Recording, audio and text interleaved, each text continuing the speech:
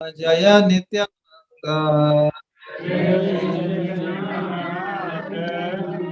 जय द्वैत चंद्र जय गौर भक्त वृंदा जय जय श्री चैतन्य जय नित्यानंद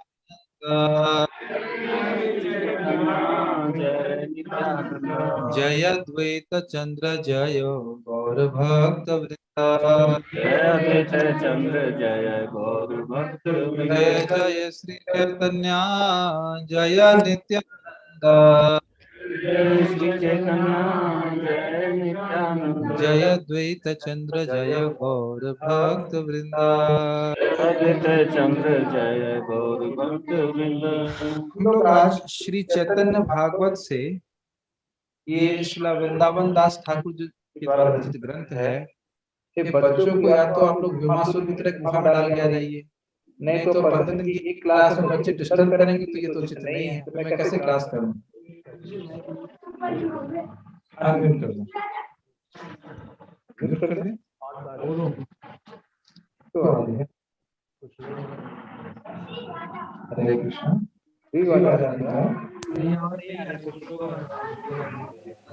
अच्छा ठीक है। हरे कृष्ण। अब ठीक है। हरी हरी अब ठीक है। बस देखिए एकदम से फ्लो टूट जाता है। देखिए इतना आसान नहीं होता है महाप्रभु के बारे में कुछ बोलना या तो चार जी के बारे में बोलना। कोई बच्चा नहीं बोलेगा, ठीक है। आवाज कम आ रही है, आवाज कम आ रही है, ठीक आ रही है, ठीक है। भाई जूम पे सबको आवाज ठीक आ रही है, कोई दिक्कत तो नहीं है?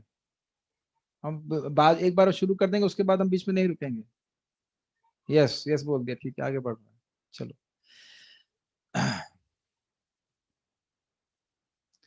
तो हम लोग बात कर रहे थे कि आज हम लोग मध्यखंड चैतन्य भागवत भाग 3 और उसका अध्याय 19वां हम पढ़ेंगे।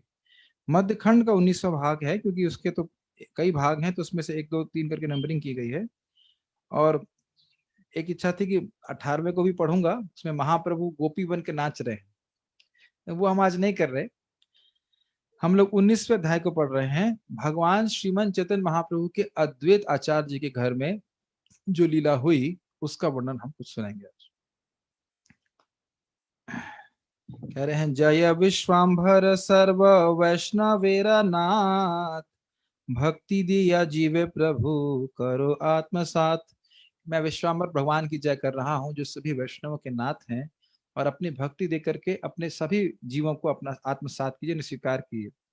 तो इस प्रकार से नवदीप में महाप्रभु लीला कर रहे थे। इस प्रकार से जैसे हमने पिछले वर्णन किया पिछले अध्याय में कि महाप्रभु गोपी बन गए। गोपी बन गए मतलब चंद्रशेखर आचार्य के घर में ड्रामा हुआ, वो कहे कि मैं कल लक्ष्मी के रूप में ड्रामा करूंगा और जिसकी इंद्रियां संयमित हैं वही इस ड्रामे को देखने के लिए आएगा। तो अद्वैताचार्य जी ने कहा कि भाई हमारी तो इंद्रियां संयमित नहीं है, मैं तो नहीं आ सकता। श्रीवास ठाकुर ने कहा कि भाई मेरी भी इंद्रियां संयमित नहीं है, मैं भी अपना धैर्य नहीं रख सकता, तो मैं नहीं आ पाऊंगा। तो महाप्रभु ने कहा तुम लोग नहीं आओगे तो फिर मेरा ड्रामा देखेगा कौन? तो इसलिए मेरे प्रभाव से तुम सब लोग सबसे श्रेष्ठ योगी बन जाओ। तो इस प्रकार से महाप्रभु बहुत सारी लीला वहां पे करते हैं। कभी रुक्मणी के रूप में भाव प्रस्तुत कर रहे हैं, कभी लग रहा है वो दुर्गा देवी हैं ऐसे करके। और वहां फिर इस प्रकार से भगवान ने दिखाया कि भगवान की शक्तियां भगवान से अभिन्न है, इसलिए वो लीला की है। तो ऐसे कह रहे इसी प्रकार से महाप्रभु वो लीला कर रहे हैं। अब आगे सुनिए। तो नित्यानंद प्रभु और गदधर के संग भगवान अब बहुत सारी लीला करते थे, और उनके सभी भक्त भगवत प्रेम से भरे हुए थे, और जो कुछ भी वो जगत में देखते वो भगवान के संबंध में देखते। बहुत बड़ी बात है।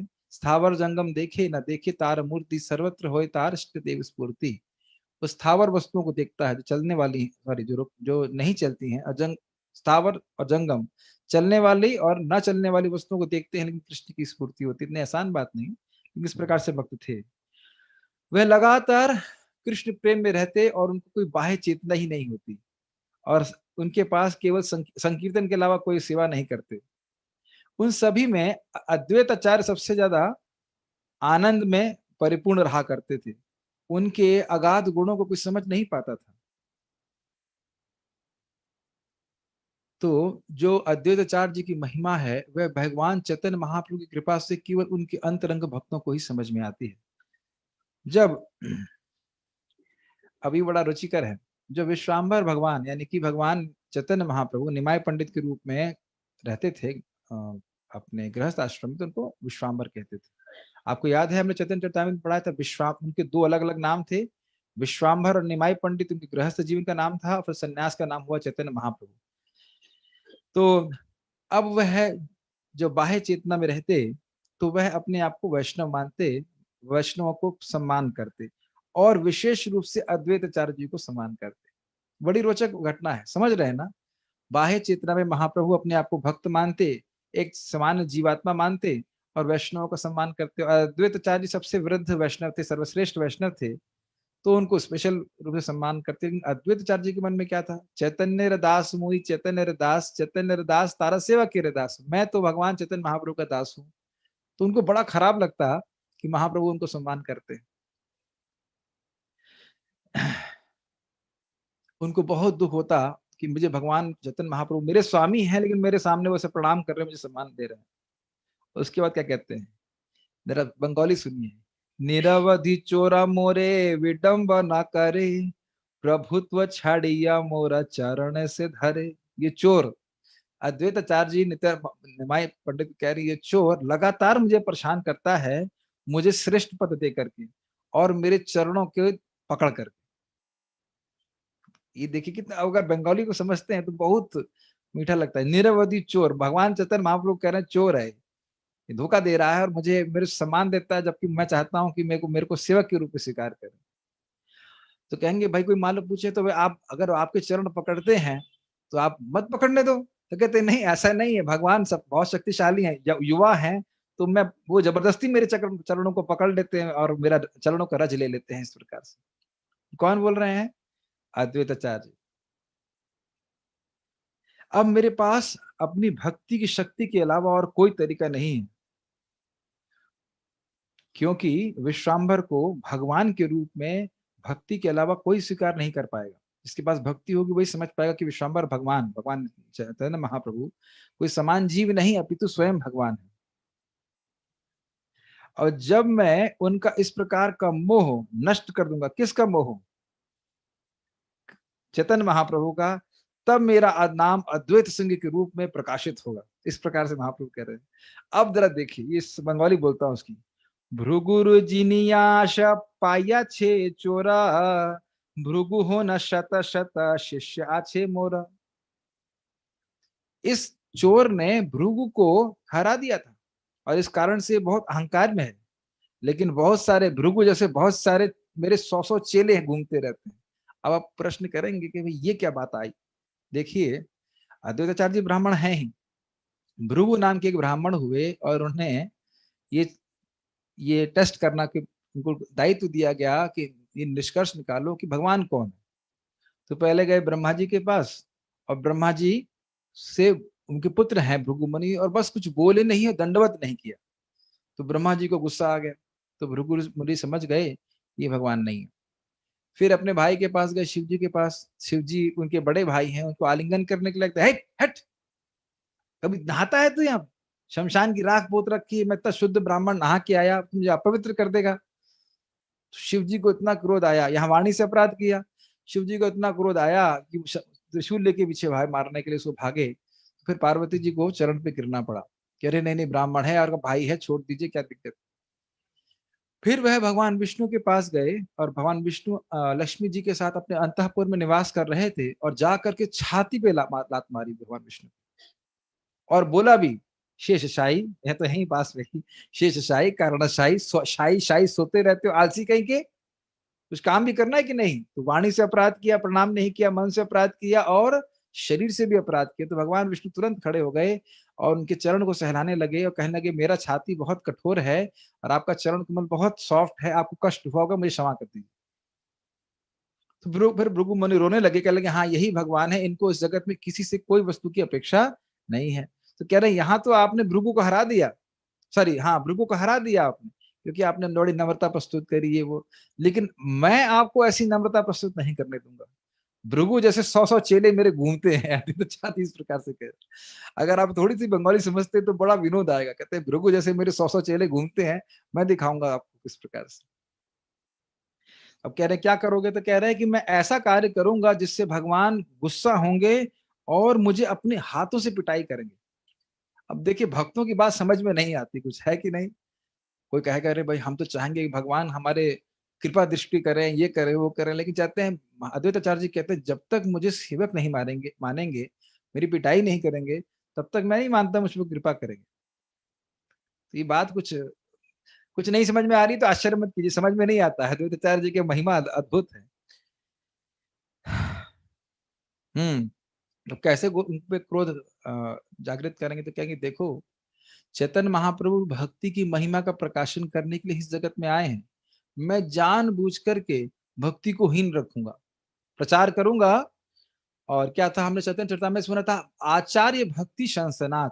उनको आचार्य क्यों कहा जाता है, उनको अद्वैत क्यों कहा जाता है, क्योंकि वो महाविष्णु से अभिन्न है। और उनको आचार्य क्यों कहा जाता है, क्योंकि वे भक्ति का ही स्थापना करते थे। घर में जो भी प्रवचन होता था तो भक्ति के बारे में ही होता था, कि भक्ति सर्वश्रेष्ठ साधन है और भक्ति ही जीवन का परम लक्ष्य है। लेकिन इसके बिल्कुल विपरीत वो जानबूझकर प्रीचिंग करने वाले थे ताकि महाप्रभु उनसे क्रोधित हुए। ठीक है। हाँ, उसके बाद कह रहे हैं यदि मैं भक्ति स्वीकार नहीं करूंगा तो भगवान चैतन्य महाप्रभु गुस्सा हो जाएंगे और बालों से मुझे खींचेंगे। तब समझ में आएगा कि कौन स्वामी है और कौन सेवक है। इस प्रकार से विचार करके अद्वैताचार्य जी बड़े प्रसन्न होकर के हरिदास ठाकुर के संग अपने घर को चले। घर पे आए और उसके बाद उन्होंने कहा कि कुछ मुझे कार्य है, और फिर विचार करना शुरू किया।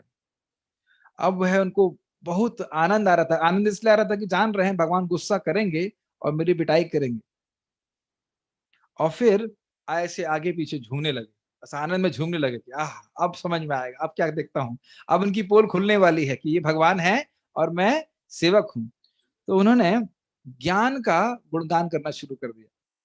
और एक योग वशिष्ठ नाम की पुस्तक है, उसका वो प्रवचन करना छोड़ दिया। भागवत छोड़ी, गीता छोड़ी और योग वशिष्ठ पे प्रवचन करना शुरू कर दिया। ये लीला आपने कभी सुना है? पूरी तो नहीं सुनी होगी। देखिए जनरली क्या होता है, थोड़ा थोड़ा अंश लेकर ग्रहण करते हैं, लेकिन हम एक एक लाइन को पढ़ रहे हैं ताकि कोई अंश छूटे नहीं। छोटे छोटे पॉइंट्स में आप समझ में आएगा। और क्या बोलने लगे, ज्ञान के बिना भक्ति क्या कर सकती है, कुछ नहीं। इसलिए ज्ञान में ही सब कुछ शक्ति है और यही सबका प्राण है। जो ज्ञान नहीं कोई नहीं समझ रहा है, वो तो ऐसी स्थिति हो गई कि व्यक्ति अपने ही घर का धन छोड़ करके जंगल में ढूंढे जाए। इस प्रकार से ज्ञान को वह स्थापित कर रहे थे। अब और देखिए, कह रहे हैं भक्ति तो शीशे के समान है और ज्ञान तो आंखों के समान। जब आंखें नहीं होंगी तो शीशा का काम करेगा। बड़ा कन्विंसिंग है ना, कन्विंसिंग है। भक्ति जो है वो शीशे के समान है और आंखें, ज्ञान तो आंख के समान है। आंख ही नहीं रहेगी, ज्ञान ही नहीं रहेगा तो भक्ति क्या करेगी। एकदम शास्त्र के बिल्कुल विरुद्ध बोल रहे हैं, भागवत के बिल्कुल विरुद्ध बोल रहे हैं। लेकिन ये सब समझना चाहिए, केवल बाह्य बात है ताकि महाप्रभु उनसे क्रोधित हो जाए। इससे समझ लेना चाहिए कि जब सही सिद्धांत बोलते हैं तो भगवान प्रसन्न भी होते हैं, ये भी समझ लेना चाहिए। और उल्टा सिद्धांत बोलते हैं तो भगवान बहुत गुस्सा होते हैं, बहुत गुस्सा होते हैं। फिर क्या कहते हैं, कोई मान लो कोई कहे कि अरे यह तो आप शास्त्र की बात कुछ नहीं लग रहा है, शास्त्र की बात तो कुछ और कह रहे। कहते नहीं नहीं नहीं नहीं, मैंने सारे शास्त्र पढ़ लिए हैं शुरुआत से लेकर अंत तक, और सारे शास्त्रों का सार ज्ञान ही है।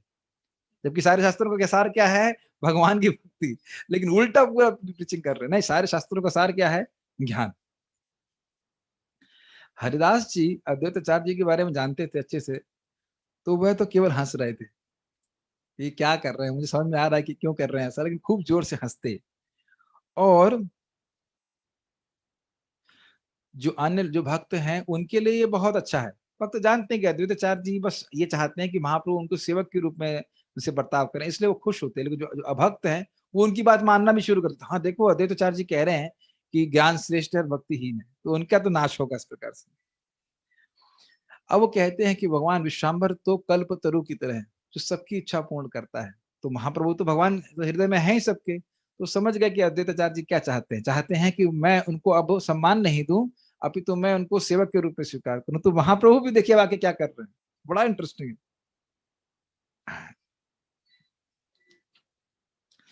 तो अभी यहाँ पे इसके बीच में एक और विषय आ रहा है।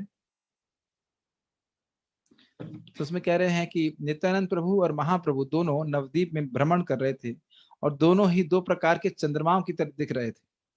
और उनको देख करके, और हाँ, वह ब्रह्मा जी की सृष्टि को देखते तो ब्रह्मा जी बड़े प्रसन्न होते कि देखो भगवान मेरी सृष्टि को देख रहे हैं, तो बड़े खुश हो जाते।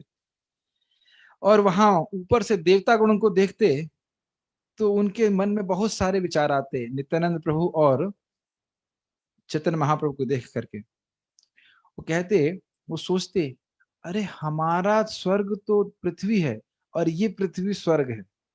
कुछ समझ में आया? नित्यानंद प्रभु और चैतन्य महाप्रभु को देख करके वो सोचते कि धरती क्या है? स्वर्ग है। और स्वर्ग क्या है? धरती। अपने को हीन मानने लगते इस प्रकार से। वह स्वयं को इंसान मानते और इंसानों को देवता मानते। इस प्रकार का प्रभाव महाप्रभु के रहने से हुआ। और वो कहते कि हमने कभी दो चंद्रमाओं को उगते हुए तो नहीं देखा है, लेकिन ये दो चंद्रमा, कौन दो चंद्रमा? नित्यानंद प्रभु और चैतन्य महाप्रभु दोनों एक साथ ही पृथ्वी पे उदित हुए। बड़ा आश्चर्य करते थे देवतागण। एक देवता बोलता, सुनो सुनो मेरी बात सुनो, एक जो है वो मूल चंद्रमा है और दूसरा जो है वो उसकी छाया है। ऐसा ऐसा अपना मन से वो विचार कर रहे थे। कोई कहता नहीं, भगवान नारायण ने बड़ा प्रसन्न होकर के इन दोनों चंद्रमाओं की को प्रकट हमारे सामने करवाया है। कोई कहता नहीं, एक पिता है और एक दूसरा उसका बेटा है, अपने अपने मन से। कोई कहता एक सोम है और एक बुद्ध है, अपने मन से वो धारणा कर रहे थे और सभी लोग भ्रमित हो रहे थे। अब वो कहते हैं, इस प्रकार से नित्यानंद प्रभु और जगन्नाथ मिश्र के बेटे, क्या नाम है उनका? जगन्नाथ मिश्र के बेटे का नाम क्या है? निमाई पंडित। महाप्रभु संन्यास का नाम। ठीक है। अब ये बड़ा सुंदर है। तो वो कहते हैं, अब यहाँ पे विश्राम्भर जी नित्यानंद प्रभु कहते हैं, चलो आज अद्वैताचार्य के घर चलते हैं। तो दोनों ही लोग अद्वैताचार्य जी के घर में गए। और अब बीच में एक नई स्टोरी आ रही। कहाँ जा रहे हैं नित्यानंद प्रभु और अद्वैताचार्य जी? सॉरी, नित्यानंद प्रभु और चैतन्य महाप्रभु कहाँ जा रहे हैं? अद्वैताचार्य जी के बीच में। लेकिन अब एक इसके बीच में एक स्टोरी और आ जा रही है। ये स्टोरी शायद आपने नहीं सुनी हुई, और सुनी भी होगी तो बहुत थोड़ी मात्रा में सुनी होगी। उसको हम डिटेल में सुनेंगे। बड़ी बड़ी गंभीर स्टोरी है और बड़ी प्रेरणादायक। वहां रास्ते में एक गृहस्थ सन्यासी रहता था। इसका क्या मतलब होता है? गृहस्थ नहीं, ब्रह्मचारी, गृहस्थ, वानप्रस्थ और सन्यासी, ये तो सुना है। भाई गृहस्थ और सन्यास के बीच में वानप्रस्थ होता है, ये गृहस्थ सन्यासी क्या होता है? मतलब वो लाल कपड़े में तो रहता था लेकिन स्त्री भी रखता था। ये कैसे होगा? आप तो समझ गए, फ्रॉड आदमी था वो। इसको कहते हैं दारी सन्यासी। तो ये गंगा जी के पास में रहा करता था। ये बड़ी रुचिकर है। तो नित्यानंद प्रभु से भगवान पूछते हैं, आपको पता है ये आश्रम किसका है और कौन यहाँ पे रहता है, इस फ्रॉड सन्यासी के बारे में? नित्यानंद प्रभु देखो क्या बोलते हैं, ये एक सन्यासी का घर है। तो भगवान कहते हैं, हमारा तो अहोभाग्य है, चलो हम जाकर मिलते हैं। देखिए ये सब जानते हैं कि व्यक्ति कौन है, लेकिन ऐसी बात कर रहे हैं, हमारा कितना बड़ा भाग्य, यहाँ एक सन्यासी रहते हैं, हम जाके मिलते हैं उनसे। दोनों ही लोग मुस्कुराए। समझ समझ रहे हैं, दोनों भाई मुस्कुराए कि करना क्या है। समझ रहे हैं कौन से महात्मा के पास जा रहे हैं। उसके बाद वो अंदर जाते हैं। और विश्वम्भर भगवान, मतलब भगवान निमाई पंडित, उस सन्यासी को प्रणाम भी करते हैं। इतना डिटेल में नहीं सुने ना आप? सन्यासी को प्रणाम भी करते हैं। भगवान निमाई पंडित के सुंदर रूप को देख करके उस सन्यासी का बहुत प्रेम होता है उनके प्रति, और उनको वो बहुत सारे आशीर्वाद देते हैं। धन वंश सुविवाह हऊ विद्या लाभ। तुमको धन प्राप्त हो, तुम्हारे बहुत सारे बच्चे पैदा हो, तुम्हारा बहुत सुंदर पत्नी हो, और तुम्हें बहुत विद्या प्राप्त हो। सन्यासी होकर। अब देखिए, प्रभु बोले, गोसाई ए नहीं आशीर्वाद है ना, बोले तरो हो कृष्ण प्रसाद। कह रहे हैं गोसाई, महाप्रभु बड़े प्रेम से उसको गोस्वामी बोल रहे हैं, गोस्वामी जी यह तो आशीर्वाद नहीं है, आपको ये कहना चाहिए कि तुम पर कृष्ण की कृपा हो। विष्णु भक्ति आशीर्वाद अक्षय अव्यय जे बोलीला गोसाई तुम्हार योग्य नाय।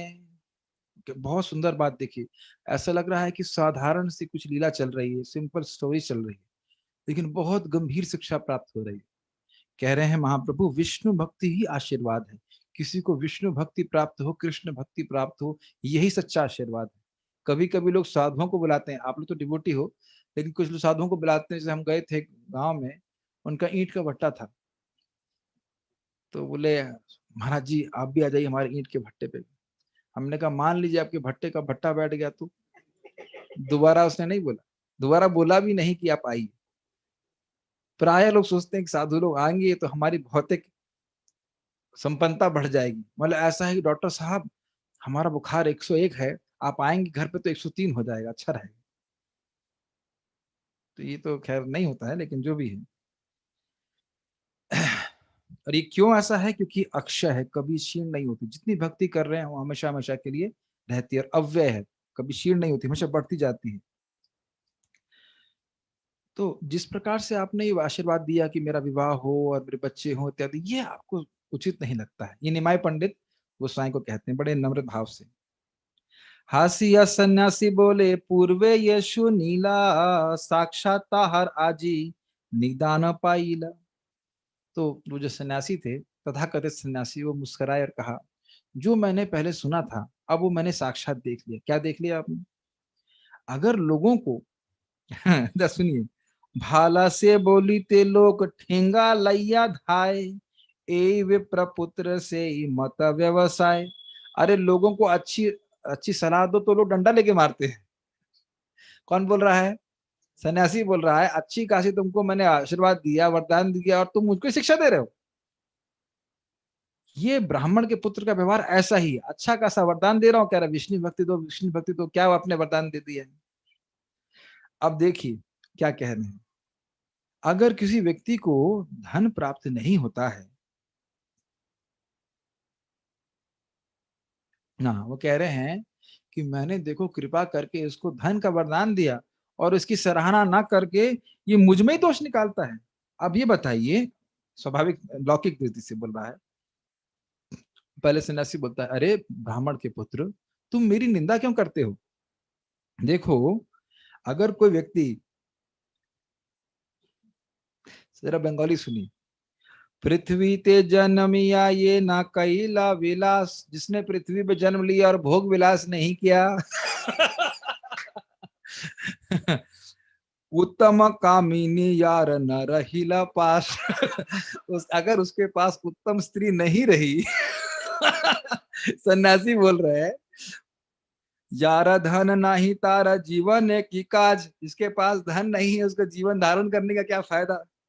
हे ना धन वर दीते पाओ तुम लाज। और जब मैं तुमको इस प्रकार के वरदान दे रहा हूं तो तुम जो है शर्मा रहे हो कि ऐसा वरदान क्यों प्राप्त कर रहे हो।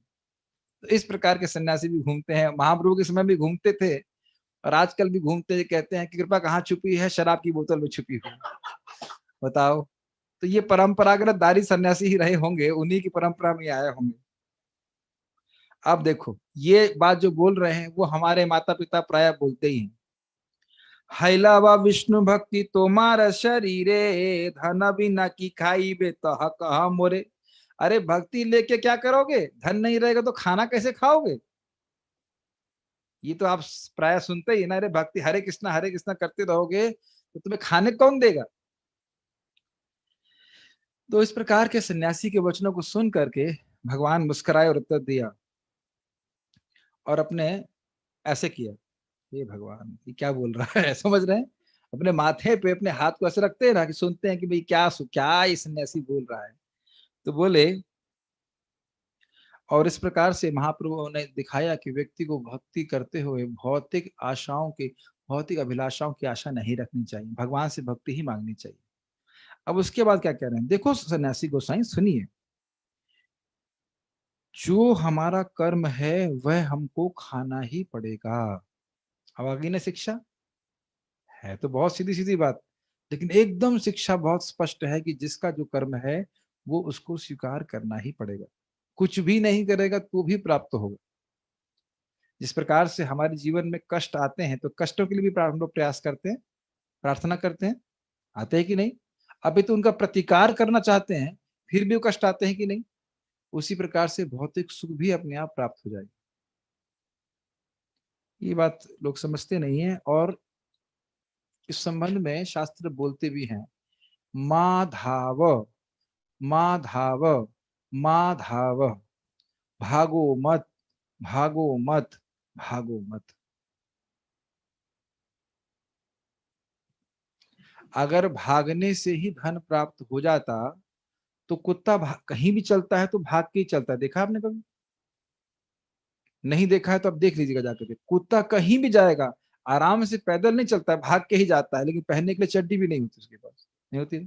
कपड़े नहीं होते ना? अगर मेहनत करने से धन प्राप्त होता तो गधा तो बहुत मेहनत करता है, कपड़े की बोरी उठाते देखा है आपने? कपड़े का बोझा उठाता है, लेकिन अपने लिए उसके पास कोई कपड़ा नहीं होता है। तो मनुष्यों को ठीक है अपना जीवन चलाने के लिए कुछ करना चाहिए, लेकिन ये नहीं भूलना चाहिए कि मानव जीवन किसके लिए। तो ऐसे तो बहुत सिंपल शिक्षा, मतलब सिंपल आपको कहानी लग रही है, लेकिन बहुत गंभीर शिक्षा प्राप्त हो रही। ठीक है, इतना नहीं प्रयास करना चाहिए कि हमें भक्ति करने के लिए समय ही प्राप्त ना हो। अब महाप्रभु बहुत अच्छी बात बोल रहे हैं, बहुत अच्छी बात कह रहे हैं। यदि धन और परिवार ही जीवन का उद्देश्य है तो ये बताइए कि मृत्यु के समय ये छीन क्यों लिए जाते हैं? जीवन का है ना, कितनी सुंदर बात। जीवन का उद्देश्य ऐसा होना चाहिए जो मृत्यु भी ना छीन सके। अगर यही जीवन के उद्देश्य है तो क्यों मृत्यु छीन लेती है? और जवान लोग तो कभी मरते नहीं है, 40 के बाद ही तो मरते हैं ना सब लोग, पहले ही मर जाते हैं। अच्छा, कभी भी मर सकते हैं ना? हाँ, क्यों छीन लिया जाता है बताइए? कोई ज्वर नहीं चाहता है तो फिर बताइए ज्वर क्यों आ जाता है, झगड़े क्यों आते हैं? तो वही बताए, हे गोस्वाई समझिए कि ये सब कर्म हमारे कर्मानुसार होता है, और कोई महान व्यक्ति ही इस सत्य को समझ सकता है।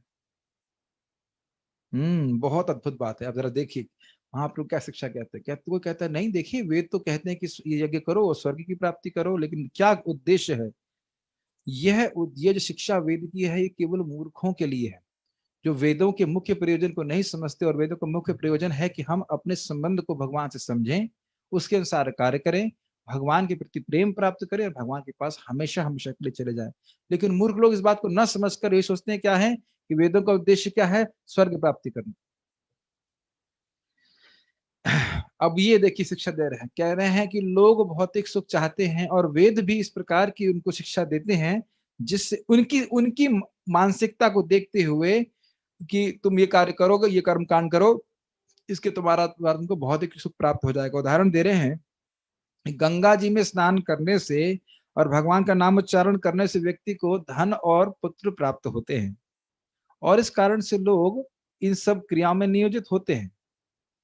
मुझे तो नहीं पता आप में से कितने लोग कुंभ नहाने के लिए गए, लेकिन कुंभ नहाने का प्रयोजन क्या था मुझे पता नहीं। समाज में कुंभ नहाने का क्या उद्देश्य है मुझे पता, रियली मुझे पता नहीं। मैं आपको मतलब टेस्ट नहीं कर रहा हूँ। आप लोग जानते हैं कुंभ नहाने का क्या उद्देश्य बताया जाता है? आप, मुझे तो पता भी नहीं है। पाप काटने के लिए? कुछ आपने सुना है समाज में कुंभ मेले में क्यों नहाने जाते हैं? कोई नहा, यहाँ पे कोई नहाने, यहाँ सब दिव्य हैं लोग, अच्छी बात है। अमृत का फल मिलता है, तो अमृत का फल मिलने से क्या होगा? ये मैं समझ गया कि 4 जगह अमृत गिरा उसमें होता है, तो उससे हमें क्या मिलेगा? मतलब मैं आपको टेस्ट नहीं कर रहा हूँ। बेटा डांट खाना चाहते हो, भूख लग रही है, प्रसाद तो बाद में मिलेगा। हाँ, तो हम कुछ तो मन में रहता होगा उनकी, स्वर्ग प्राप्ति होगी या क्या होगा, मुझे तो समझ में नहीं आता क्या उद्देश्य रहता होगा। लेकिन जो भी उद्देश्य रहता हो, भगवत प्राप्ति उद्देश्य तो नहीं रहता है। तो यहाँ बोल रहे हैं कि गंगा जी में स्नान करने से पुण्य मिलता है, और हरि नाम करने से धन मिलता है। तो उस प्रकार से लोग, कुछ लोग हरि नाम, आप लोग असली नहीं करते हो क्योंकि हमने कभी ऐसी प्रीचिंग करी नहीं है और ना हमसे करने वाले हैं। लेकिन प्राय लोग, कुछ लोग उस प्रकार से करते होंगे कि मंत्र बोल करके हमें आध्यात्मिक सुख। भाई ये बच्चे किसके हैं? हरि बोल। या ये लोग बच्चे पेड़ से पैदा हुए हैं? इसकी अम्मा है कि नहीं? या हम बंद करके ले जाएं गाड़ी में बच्चों को? 15 दिन में एक कार्यक्रम होता है, आप लोग डिस्टर्ब करने के लिए मत आइए। बच्चों को संभाल के रहिए, तो घर में छोड़ के आइए वेमास्वर की तरह। नहीं तो आप बैठ के क्लास दो तो कितना डिस्टर्बेंस होता है। ये दरवाजा बंद कर दीजिए इधर का बस। देखिए ये कोई मजाक का स्थान नहीं है।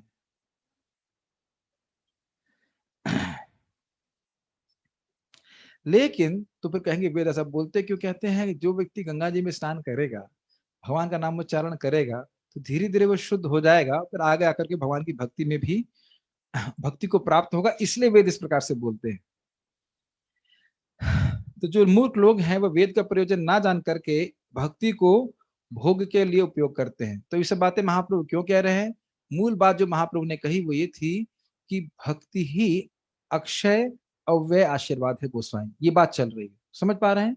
भगवान से भक्ति ही मांगनी चाहिए, वही जीव का परम कल्याण करने वाली है। तो वेद ऐसा क्यों बोल रहा है कि भोग प्राप्त करोगे? उन लोगों को बताने के लिए जो मूर्ख हैं, जो इससे अधिक कुछ सोच नहीं सकते, लेकिन धीरे धीरे वो भक्ति में आ सकें, तो ये सब बात बताएंगे अपनी। मैं मुझे उम्मीद है कि ये बात इस कथा के संबंध में किसी को नहीं पता होगी। पता थी ये बात? ये सन्यासी से बात हुई थी, थोड़ा सा इसलिए हम श्लोक से सट के चल रहे हैं ताकि सब बातें भी मालूम चले इस सन्यासी के से महाप्रभु की क्या वार्ता हुई।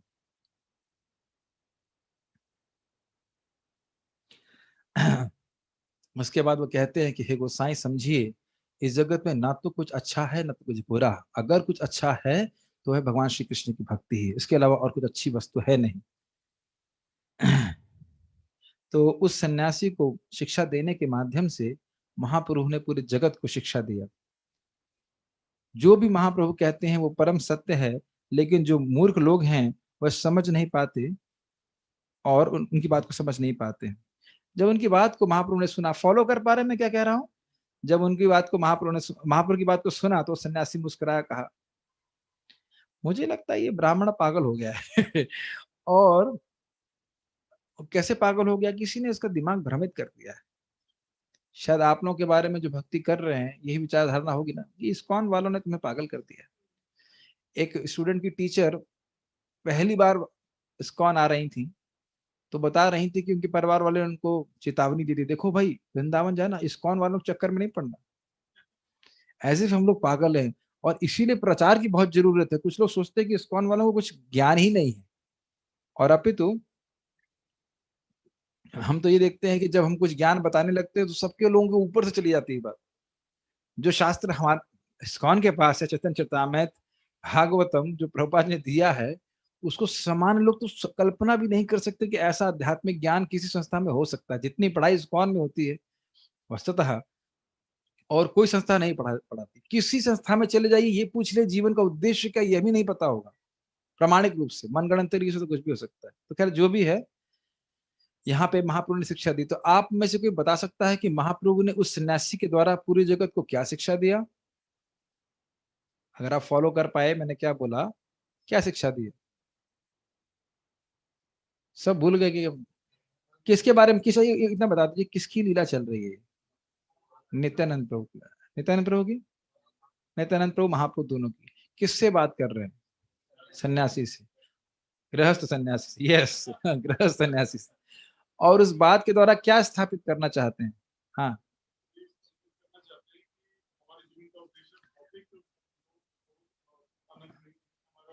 हाँ, यस। जीवन का उद्देश्य भोग प्राप्ति नहीं है, और भक्ति करके भगवान से भक्ति ही मांगना चाहिए, ये बात सीखने को मिली। ठीक है। जब भगवान की बातें सुनी तो वह सन्यासी मुस्कुराने लगा। तो हमने बता दिया, सॉरी सॉरी सॉरी।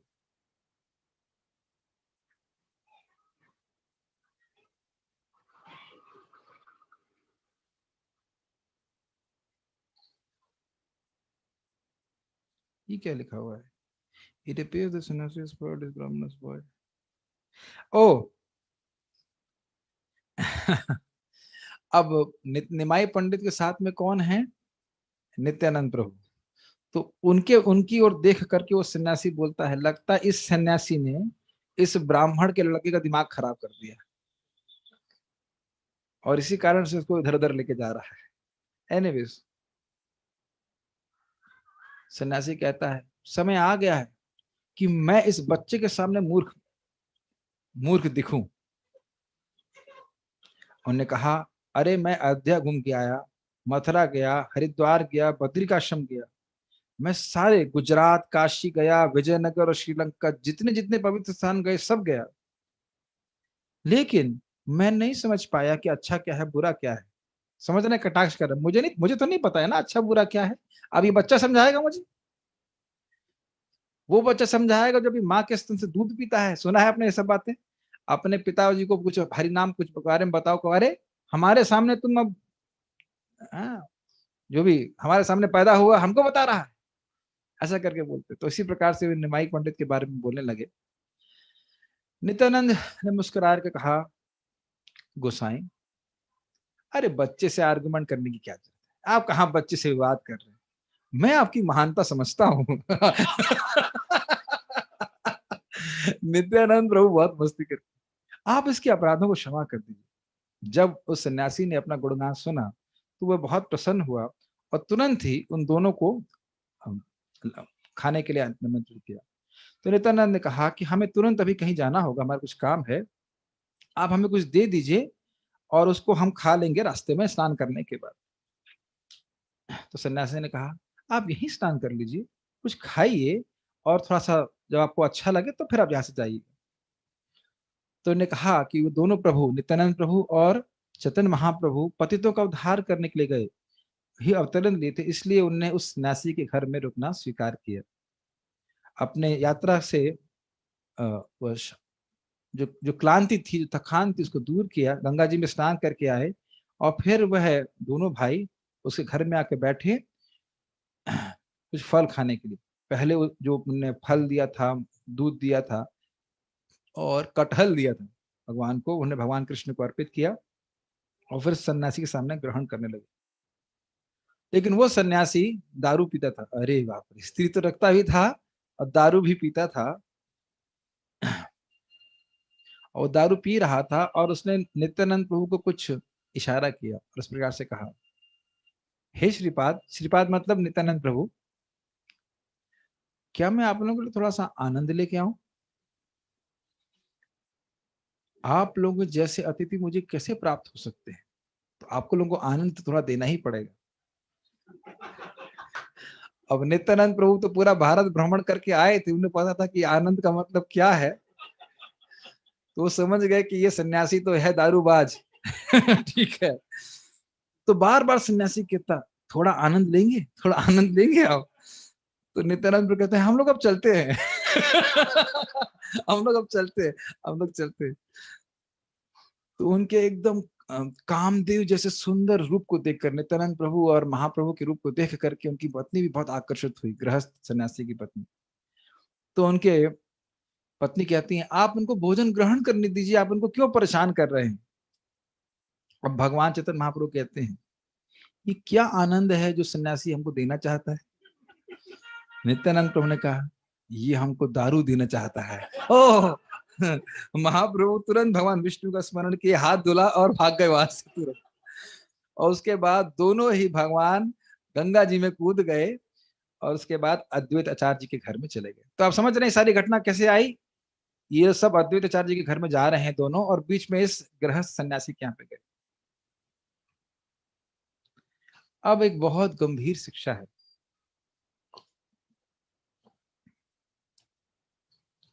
आप लोग प्रश्न कर सकते हो कि निमाई पंडित और नित्यानंद प्रभु को क्या ये पता नहीं था कि ये व्यक्ति कैसा है? बिल्कुल पता था, तो वो ऐसे व्यक्ति के घर में क्यों गए? श्रयण मद्यपेर प्रभु अनुग्रह करे, निंदक वेदांति यदि तथापि संहरे। ये बात अब बार बार आएगी। वो कह रहे हैं कि महाप्रभु जो एकदम निम्न कोटि के स्त्री संगी हैं, शराब पीने वाले हैं, उनका भी उद्धार करने वाले हैं, लेकिन भले ही कोई वेदांती हो और भक्तों की निंदा करता हो तो उसका वो संहार करने। मैं इस उद्देश्य से लेकर के पूरा प्रवचन कर रहा हूं कि वैष्णव निंदा से हमें किस प्रकार से बचना चाहिए। कितना निम्न कोटि का व्यक्ति था और उसके घर में भी उससे फल ग्रहण किए, भोग लगाया और उसको प्रसाद के रूप में ग्रहण किया। क्या जानते नहीं थे वो? आप जान रहे ना, पहले आप दोनों लोग एक दूसरे को मुस्कुराए, मुस्कुरा कर उसके घर में गए। कितना भी पतित हो, लेकिन वैष्णवों की निंदा नहीं करता था, जो भी रहा हो उस प्रकार से कृपा करते हैं। आप लोग नहीं करते हैं, लेकिन बात ये बोलने की वेदांती है, बहुत शुद्ध ब्राह्मण है, जो कुछ भी है, लेकिन अगर वो भक्तों से द्वेष करता है तो फिर उसका संहार करने वाले। देखिए आपके सामने बोल रहा हूँ, उसमें कोई लेफ्ट राइट का स्कोप नहीं है। और सोचिए अगर वैष्णव की हम सेवा करें, भगवान उनके भक्तों के प्रति मैत्री हो, तो कितना बड़ी कृपा हमारे पर हो। चाहे और बाकी कितने भी दुर्गुण हो, लेकिन भक्तों के प्रति अनुकूल भाव है तो निश्चित रूप से हमें भगवान चैतन्य महाप्रभु की कृपा प्राप्त हो। आप लोग द्वेषी हो नहीं, लेकिन एक शिक्षा ग्रहण करने वाली बात। हो सकता है देखिए आपकी किसी भक्त से ना बनती हो, ठीक है, लेकिन द्वेष नहीं करना चाहिए। हो भाई नहीं बनता, नहीं बनता, कोई बात नहीं, उसका अलग स्वभाव है, हमारा अलग स्वभाव है, लेकिन कभी उसका अहित नहीं सोचना चाहिए। ये शिक्षा बार बार घूम घूम के आएगी। इस अध्याय को इसीलिए मैं पढ़ा रहा हूँ। कब रुकेंगे प्रभु जी आप? जब ये अध्याय समाप्त होगा। जिसको घर जाना है वो जा सकता है, बाकी लोग तो घर में बैठे ही, तो भाग के कहाँ जाएंगे जो लोग जूम पे सुन रहे हैं।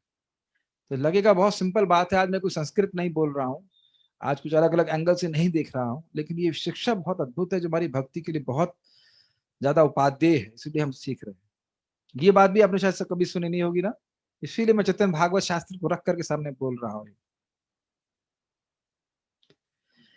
ठीक है, तो इसलिए महाप्रभु के घर में गए। भले ही वह स्त्री संगी था, शराब भी पीता था, लेकिन वो निंदक नहीं था। सोच लीजिए निंदा करना कितना खतरनाक है। और अपनी बातचीत के प्रकरण में उन्हें भगवान ने उसको भक्ति की शिक्षा भी प्रदान करी। समझ तो रहे ना कि क्या चल रहा है। ठीक है, उसके घर में भगवान रुके और प्रसाद भी ग्रहण किया। क्या कह रहे हैं? यद्यपि वह सन्यासी इस जीवन में सिद्ध नहीं हो पाएगा, लेकिन जरूर निश्चित रूप से आगे जाकर के वह सिद्ध होगा, क्योंकि उसने भगवान की सेवा प्राप्त करी है।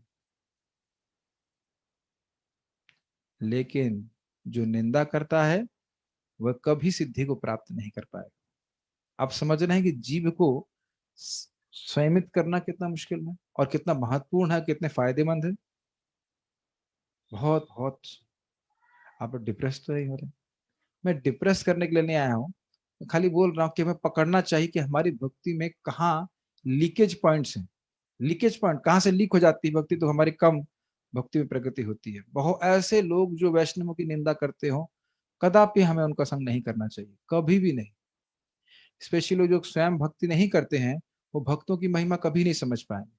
तो ऐसे लोग का संग करेंगे तो हमारी भी दृष्टि भक्तों के प्रति मतलब निम्न हो जाएगी। कह रही ये क्या है, जैसे घूम रहे हैं फालतू, खाने को आने को मिलता नहीं था, साधु बन गए, ऐसा बोलते क्या?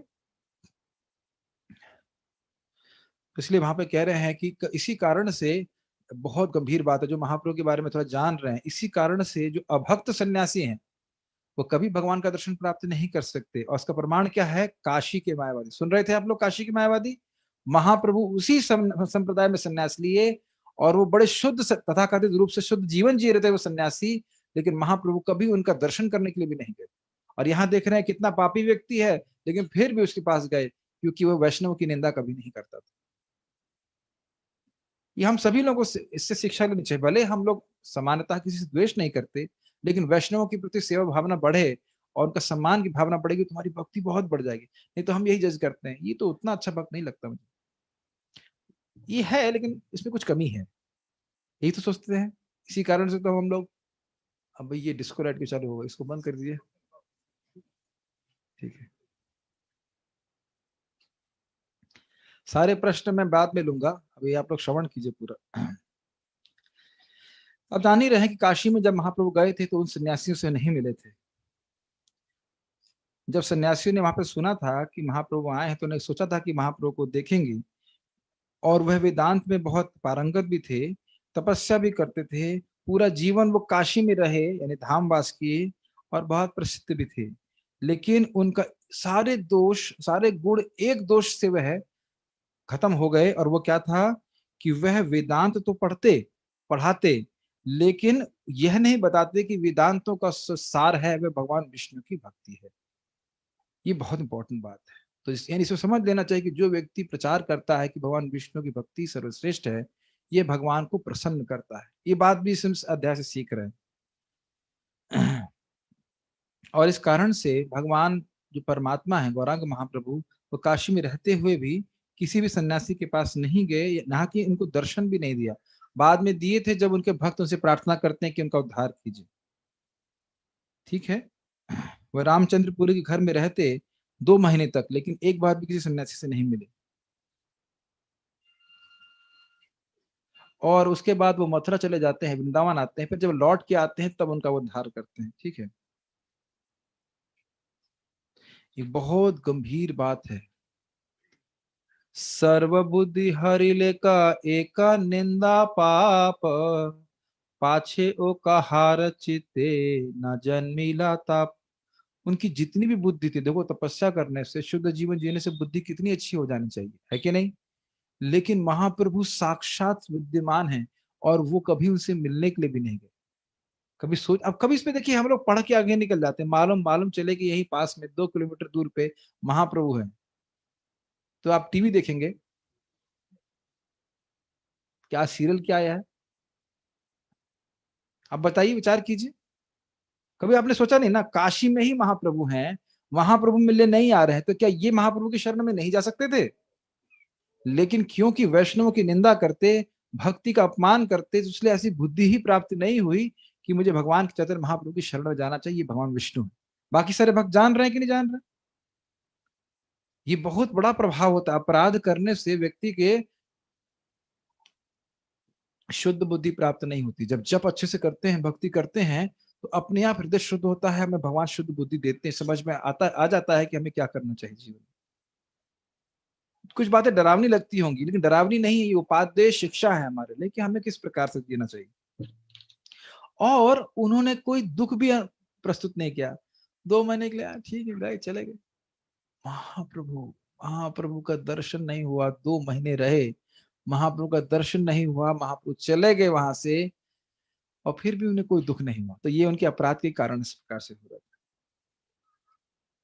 अपितु वो कहने लगे कि हम लोग तो एक ही संप्रदाय के हैं, वो हमसे मिलने क्यों नहीं आए? देखो, भगवान उनसे मिलने के लिए जाएंगे, ये है अपराधी की भावना। इस प्रकार से वो उनकी निंदा करने लगे। अब देखिए, भक्ति ही न हईल ए मत बुद्धि होय, निंदकेर पूजा शिवा कभु नहीं लय। जब व्यक्ति भक्ति से हीन होता है तो उसकी इसी प्रकार की मानसिकता हो जाती है। हम भी मंदिर में नहीं आओ, ठीक है, एग्जाम्पल नहीं देना चाह रहे थे। और शिव जी इस प्रकार से व्यक्ति की पूजा कभी स्वीकार नहीं करते। काशी में सब रह रहे थे, लेकिन वैष्णवों की निंदा कर रहे हैं, तो भगवान शिव कभी ऐसे व्यक्ति को प्रिय नहीं हो मानते हैं जो भक्तों की निंदा करता हो, उन चाहे वो उनका ही उपासक क्यों ना हो।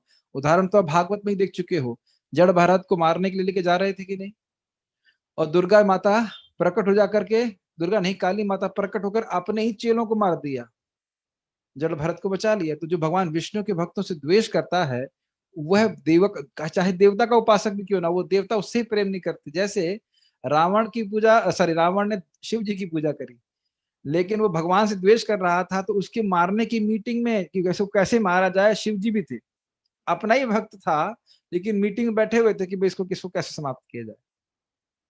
ये सब बातें आप चैतन्य भागवत में और सीखोगे इस प्रकार से। कह रहे हैं जो दूसरों की निंदा करते हैं, काशी में शिव जी उन्हीं को दंड देते हैं, और जो शिव जी के अपराध करते हैं वो भगवान विष्णु के भक्त नहीं बन सकते। तो शिव जी की मैं समझ मेन बात है कि निंदा नहीं करनी चाहिए दूसरों। हाँ, अब डरावना श्लोक, मुझे लगता है आप सुनना नहीं चाहते, सुनना चाहते हैं? कान बंद करिए जल्दी से।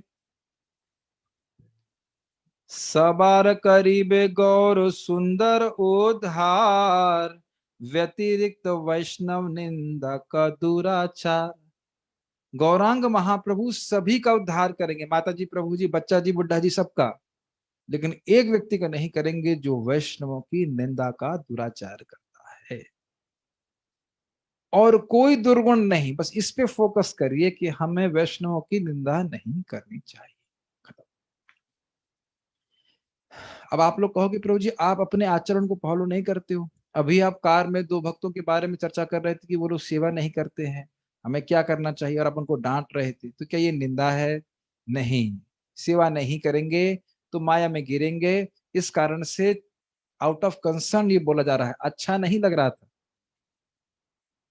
लेकिन क्योंकि वो मेरी अध्यक्षता में हैं, इसलिए मेरा कर्तव्य है कि मैं उनको बोलूं कि वो सेवा करें ताकि भक्ति में प्रगति हो। समझ रहे हैं? ये चर्चा नहीं हो रही थी कि कितना खराब भक्त है, देखो नालायक है, ऐसा ऐसा कुछ नहीं बोला जा रहा। तो जो भी लीडरशिप पोजीशन पे है उसको बोलना पड़ता है कि तुम उठो मंगल आरती के लिए नहीं उठ रहे, जब क्यों नहीं कर रहे, वो एक अलग बात है।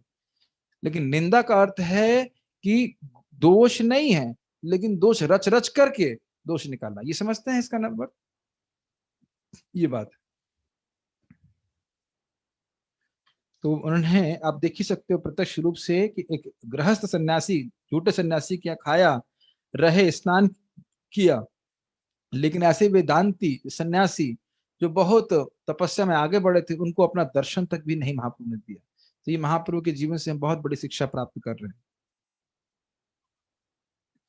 कह रहे हैं कि जो व्यक्ति चैतन्य महाप्रभु के दंड से नहीं घबराता है, उसको यमराज जी जन्म जन्मांतर दंड देते। बहुत डरावने श्लोक है, लेकिन महाप्रभु से घबराना चाहिए इस मामले में कि हमें कभी निंदा नहीं करनी चाहिए। तो कोई व्यक्ति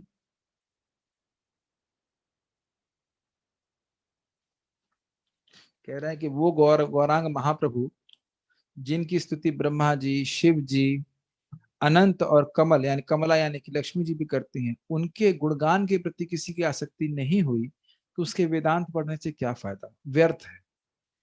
और इस प्रकार से गंगा में दोनों भाई तैरते हुए आगे अद्वैत आचार्य जी के पास पहुंचे। समझ में आ रही शिक्षा, बहुत महत्वपूर्ण शिक्षा कि हमें निंदा नहीं करनी चाहिए। आप देखिए, एक दिन निंदा से दूर रहिए और अगले दिन जब देखिए अपना, एक दिन, केवल एक दिन संकल्प ले लीजिए कि मैं निंदा नहीं करूंगा किसी का, चुगली नहीं करूंगा, नेगेटिव नहीं बोलूंगा। अगले दिन आप जब देखिए कैसा होता है, आपको कुछ अंतर जरूर महसूस होगा। और कभी कभी हम लोग ऐसे ही बातें करते हैं और हम सोचते भी नहीं कि निंदा हो रही है, और हम बोलते हैं देखिए, देखो बोलना नहीं चाहिए, भाई भाई ऐसे बोलते हुए नौटंकी भी करते लोग। हाँ, बोलना नहीं चाहिए, निंदा नहीं करनी चाहिए, लेकिन हाँ, उसके बाद कथा शुरू हो जाती है।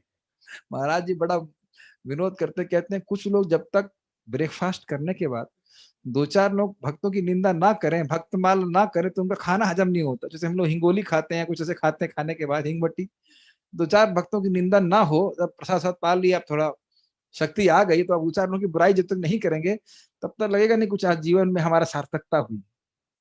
स्पेशली भक्त समाज में रहते हुए कुछ दो चार लोग तो दिख ही जाते हैं जो उनसे हीन है, जिनका वो निंदा जरूर करेंगे। मतलब क्या, छोड़ो, क्या करना है, जो तुम्हें पहले ही छोड़ना था तो तुम बोले क्यों, क्यों चर्चा करी, क्या तुम गुरु हो, क्या तुम टीचर हो, क्या जरूरत है बोलने की, बताइए। ये नहीं करना चाहिए। तो इस प्रकार से वो आगे बढ़े। अब वो देखिए, अब अद्वैताचार्य जी के पास में आ रहे हैं। विश्वम्बर कहते हैं मैं वो हूं, मतलब मैं ही अद्वैताचार्य हूँ। अद्वैत क्यों कहते हैं, क्योंकि वह भगवान विष्णु से अभिन्न है। मैं हूं, मैं वो हूं। उसके बाद कह रही है नाड़ा बूढ़ा, ये नाड़ा ने, नाड़ा मतलब नाड़ा को, हाँ, नारायण के अवतार हैं तो इसलिए उनको नाड़ा बूढ़ा कहते थे। अद्वैताचार्य जी को नाड़ा नाड़ा कहते थे कि मैं श्वेत द्वीप में सो रहा था शेष शैया पे, और इसने मुझे जगाया, और अब ये भक्ति की महिमा को को ढक रहा है और ज्ञान का प्रचार कर रहा है। अब महाप्रभु गुस्सा होना शुरू कर, क्योंकि यही अद्वैताचार्य जी चाहते थे। आज देखना मैं कैसे उसको दंड देता हूं, और मैं देखता हूं कि किस प्रकार से वह ज्ञान की रक्षा करता है।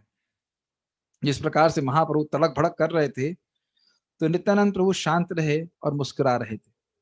दोनों ही, दोनों भाई गंगा जी में ऐसे तैर रहे थे जैसे भगवान मुकुंद और अनंत। अब ऐसा क्यों बोल रहे हैं, मुकुंद यानी भगवान विष्णु हैं, गौरांग महाप्रभु, अनंत मतलब शेष नहीं है, तो वो उनके, वो बलराम जी के विस्तार हैं। तो इस प्रकार से भगवान विष्णु और अनंत दूध के सागर में, क्षीर सागर में मतलब शयन करते हैं, उसी प्रकार से दोनों लोग गंगा जी में तैरते तैरते अद्वैताचार्य जी के पास जा रहे हैं। इतना डिटेल में नहीं सुने ना, इसलिए बहुत अच्छा है।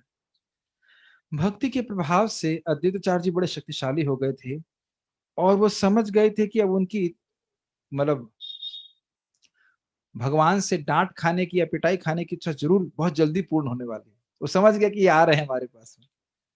अद्वैताचार्य जी समझ गए कि भगवान आ रहे हैं, तो उन्हें ज्ञान को जो प्रवचन कर रहे थे कि ज्ञान श्रेष्ठ, और उत्साह से बोलना शुरू कर दिया, ज्ञान की जय हो, ज्ञान की जय हो, ऐसे करके।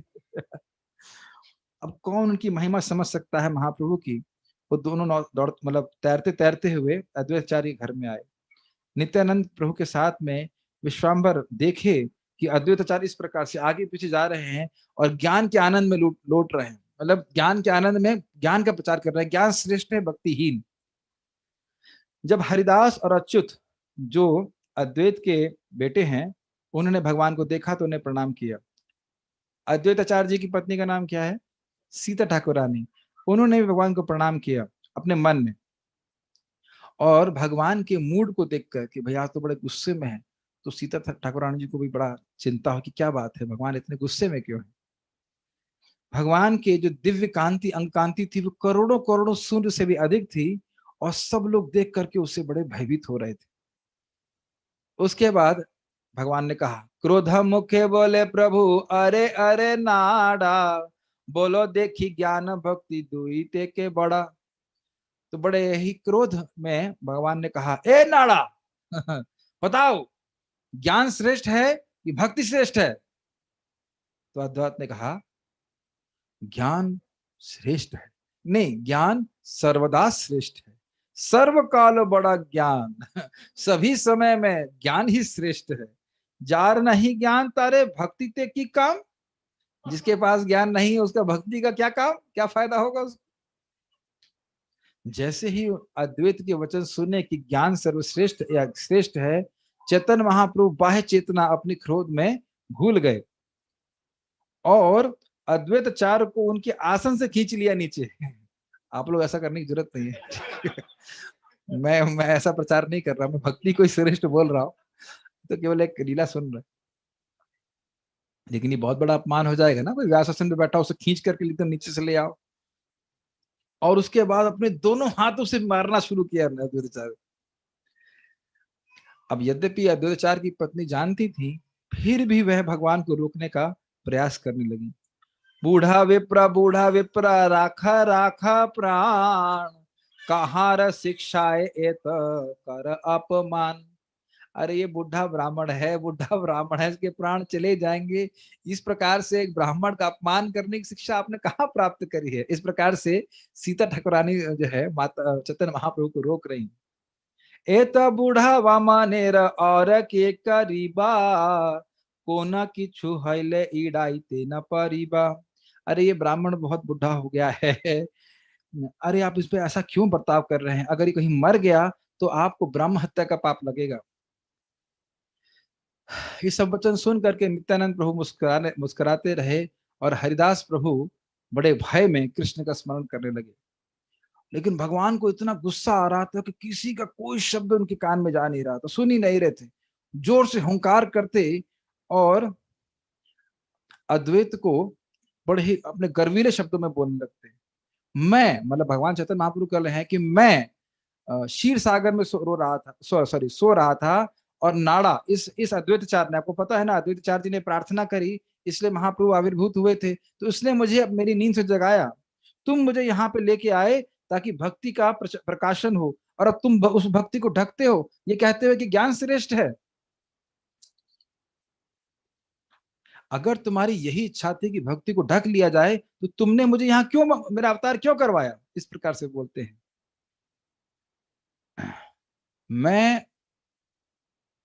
मैं तुम्हारी इच्छा को कभी क्या कह सकते हैं, निष्फल नहीं करता हूं, लेकिन तुम हमेशा मुझसे धोखा करते हो। इस प्रकार से महाप्रभु डांट रहे हैं उनको।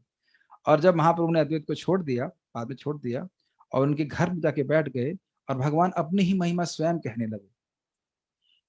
ओए नाड़ा, मैं ही कंस का वध किया, तुम सब जानते हो, क्या तुम नहीं जानते?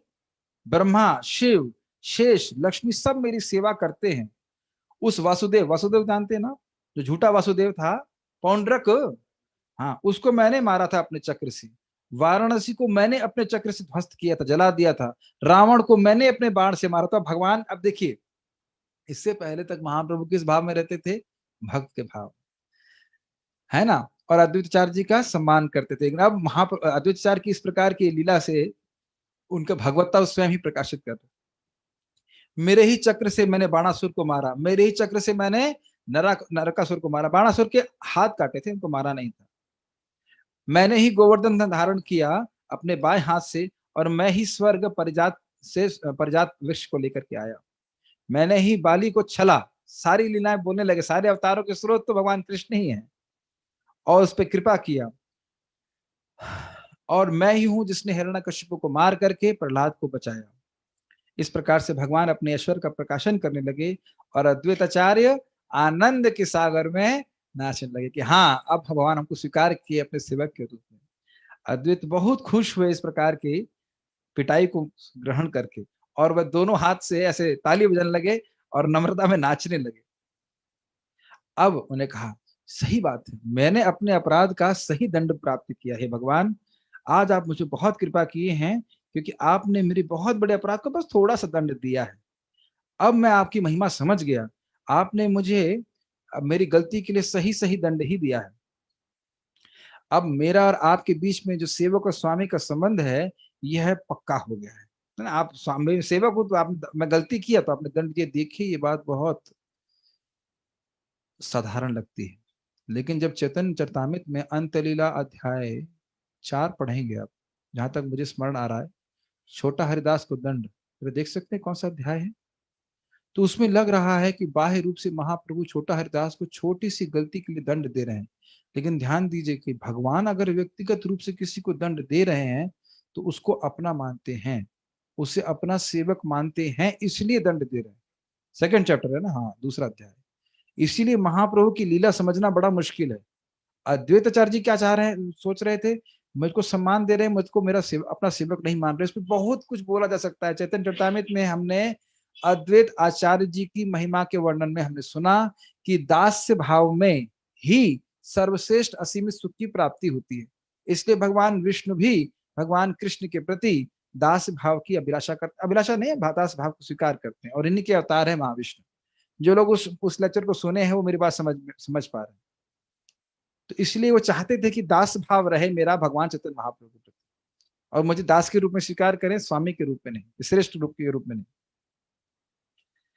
तो इस प्रकार से शांतिपुर के राय यानी शांतिपुर के राजा श्रीमन अद्वैत आचार्य जी नाचने लगे कि आज भगवान ने मुझे सेवक के रूप में स्वीकार कर लिया। ऐसे इस प्रकार से अद्वैत आचार्य अपने आंगन में नाचने लगे और भगवान से कहे, अब कहाँ गया मेरा गुणगान। आप मेरा बड़ा गुणगान करते थे ना कि आप, मैं बहुत श्रेष्ठ हूँ, और जो मुझसे आप छल करते थे वो कहाँ चला गया। आप समझ रहे ना, अद्वैताचार्य जी ने एक प्रकार से या सीधे स्पष्ट रूप से महाप्रभु की महिमा को प्रकाशित कर दिया। देखिए, आप स्वामी हैं और मैं सेवक हूं, तभी तो आपने दंड दिया। तो इसलिए बड़े प्रसन्न है अद्वैताचार्य जी। मैं दुर्वासा मुनि नहीं हूँ। बड़े स्टाइल से कह रहे, मैं दुर्वासा मुनि नहीं हूँ जिसके चावल आपने पूरी शरीर में पोते थे। ये भी एक कहानी है। दुर्वासा, सुना दें, ये थक गए। एक बार दुर्वासा में से बोलूंगा तो मुझे दुर्वासा मुनि बहुत गुस्सा आएगा, इसलिए मैं बोलता नहीं। लेकिन दुर्वासा मुनि एक बार गए और कहा, भूख लगी है, सेवा करो। रुक्मिणी जी ने खीर बनाई, तो वो कुछ खीर खाए और बाकी गरम गरम खीर पूरा भगवान कृष्ण के शरीर पर लपेट दिए, और भगवान कुछ नहीं बोले। फिर बोले, रुक्मिणी जी को घोड़े की जगह जोतो और मैं चलूंगा उसके ऊपर। हाँ, जब बोलता हूँ तो मुझे बहुत गुस्सा आ जाता है। फिर भी कुछ भी भगवान नहीं बोले। तब फिर दुर्वासा मुनि प्रसन्न हो गए, कहते कि आपने क्रोध को जीत लिया है भगवान। तो अब देख रहे हैं ना, वहां पे भी भगवान ने अपनी भगवत्ता प्रकाशित नहीं करी। आप ब्राह्मण हैं, हम आप श्रेष्ठ हैं, हम बस स्वीकार करें। जब मैं इसको इस लीला को भी पढ़ रहा था तो मुझे बहुत क्रोध आ रहा था, लेकिन एनीवेज वहां भगवान को क्रोधित नहीं किया। तो कहे, देखा, वहां तो आपने दुर्वासा छल कर लिया, अब तो अपना क्रोध प्रकाशन करना पड़ा ना आपको, आप में तो छल नहीं कर पाए ना। ऐसे करके अद्वैताचार्य जी बोल रहे हैं। अरे मैं भृगु मुनि नहीं हूँ जिसके चरणों की धूल आपने अपने छाती पे रख ली ना, ऐसा नहीं हूं मैं। क्योंकि वहां से नहीं प्रकाशित हो रहा है कि वो भगवान श्रेष्ठ है। यहाँ पे भगवान पूरा स्पष्ट प्रकाशित कर रहे हैं कि मैं भगवान हूं और तुम मेरे सेवक हो। यही अद्वैताचार्य सुनना चाहते थे। मेरा नाम अद्वैत है और मैं आपका एकांतिक भक्त हूँ। मेरी केवल इच्छा यही है कि मैं जन्म जन्मांतर आपका उच्चिष्ट प्राप्त करूं। अब मैं नहीं चाहता कि आप मुझे कभी ये माने कि मैं आपसे श्रेष्ठ हूं, या दिखाए भी कि मैं आपसे श्रेष्ठ हूं। बहुत सुंदर कह रहे हैं। हाँ, ये सुंदर सुनिए, बहुत सुंदर है। उच्छिष्ट प्रभावे नहीं गणो तोरा माया, करिल त षष्टि ए बेदेन पद छाया। भगवान आपके प्रसाद, हम प्रसाद खाते हैं ना, उसके प्रभाव से ही आपके भक्त आपकी माया से प्रभावित नहीं होते। कितना शक्तिशाली बात देखिए, शिक्षा प्राप्त हो रही है। आपने आज मुझे दंड दिया है, इसका मतलब है कि आपने मुझे अपने चरण कमलों में स्थान दिया है। तो कभी कभी भक्त लोग कहते हैं कि हमारे जीवन में कष्ट क्यों आ रहा है, वो भगवान कष्ट दे रहे हैं, जो भी कष्ट दे रहे हैं हमारे हमारे हित के लिए, वो अपना मानते हैं इसलिए दे रहे हैं, कर्म के अनुसार नहीं होता है। उसके बाद बहुत सारी बातें हैं। और अद्वैताचार्य भगवान के चरणों में गिर गए और उनके चरणों को अपने सर पे रखा। विश्वम्बर भगवान अद्वैताचार्य को उठाते हैं और दोनों ही रोने लगते हैं और दूसरे का आलिंगन करते हैं। सभी लोग रोने लगते हैं। नित्यानंद प्रभु, रोने की लीला बहुत होती है महाप्रभु की लीला में नित्यानंद प्रभु रो रहे हैं, अद्वैताचार्य जी रो रहे हैं, महाप्रभु भी, भगवान भी रो रहे हैं, सब लोग रो रहे हैं। हरिदास ठाकुर जी भी रो रहे हैं, उनकी पत्नी भी रो रही है, पत्नी मतलब अद्वैताचार्य की पत्नी रो रही है, सब लोग रो रहे हैं। सभी लोग इस प्रकार से रोने लगे और विश्वम्भर भगवान को बड़ा ही शर्म आई कि उन्हें अद्वैताचार्य को इस प्रकार से पिटाई करी। अब वो जाए समझ गए कि अद्वैताचार्य जी की लीला क्या हो रही है। फिर उन्होंने अद्वैताचार्य जी को एक आशीर्वाद दिया। ये आशीर्वाद आप लोगों को सुनना चाहिए, बहुत सुंदर। तिलारे देखो ये तुम्हार कर आश्रय, सेके न पतंगा कीट पशु पक्षी है नय। यदि मोर स्थाने करे शत अपराध, तथापि तहारे मुनि करीब प्रसाद। मैं उस व्यक्ति पे कृपा करूंगा, चाहे वो चींटी क्यों ना हो, कीट क्यों ना हो, जानवर क्यों ना हो, पक्षी क्यों ना हो, यदि वह तुम्हारा आश्रय केवल एक क्षण के लिए भी लेता है। ये है महान भक्तों के चरणों में आश्रय। आप समझ रहे हैं ना, प्रभुपाद जी जो बोले हैं 16 माला का जप करेगा, 4 नियमों का पालन करेगा, महान भक्त जो बोल दिए हैं वो करेगा तो भगवान की प्राप्ति निश्चित करेगा। जो कोई मूर्ख ही होगा जिसमें संदेह करे। लिखा है ना, देखिए, एक क्षण के लिए भी तुम्हारा कोई आश्रय लेता है तो मैं उस पर अपनी कृपा करूंगा।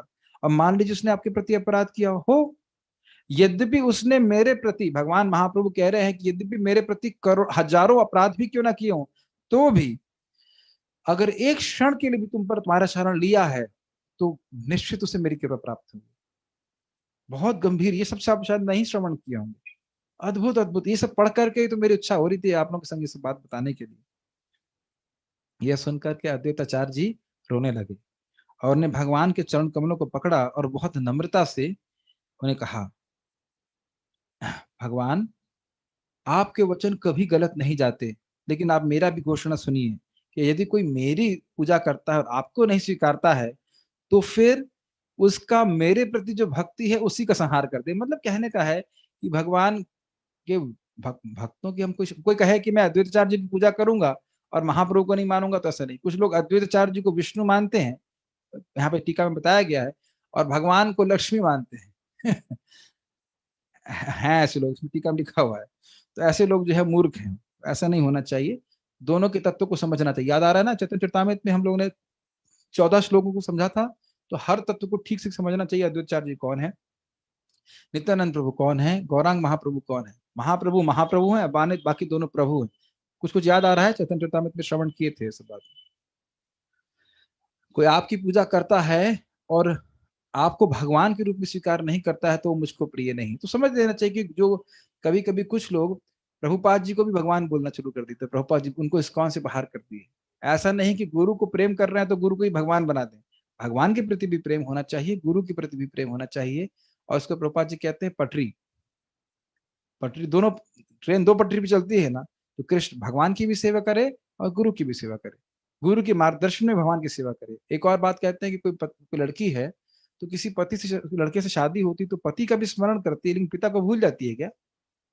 तो पिता है गुरु, गुरु और पति है कृष्ण। कहने का मतलब ये है कि गुरु और कृष्ण दोनों के प्रति, उन दोनों को साथ में लेके सेवा की जाती है। ठीक है। और फिर कह रहे हैं जो कोई आपकी पूजा करता है वह मेरा प्राण है। मैं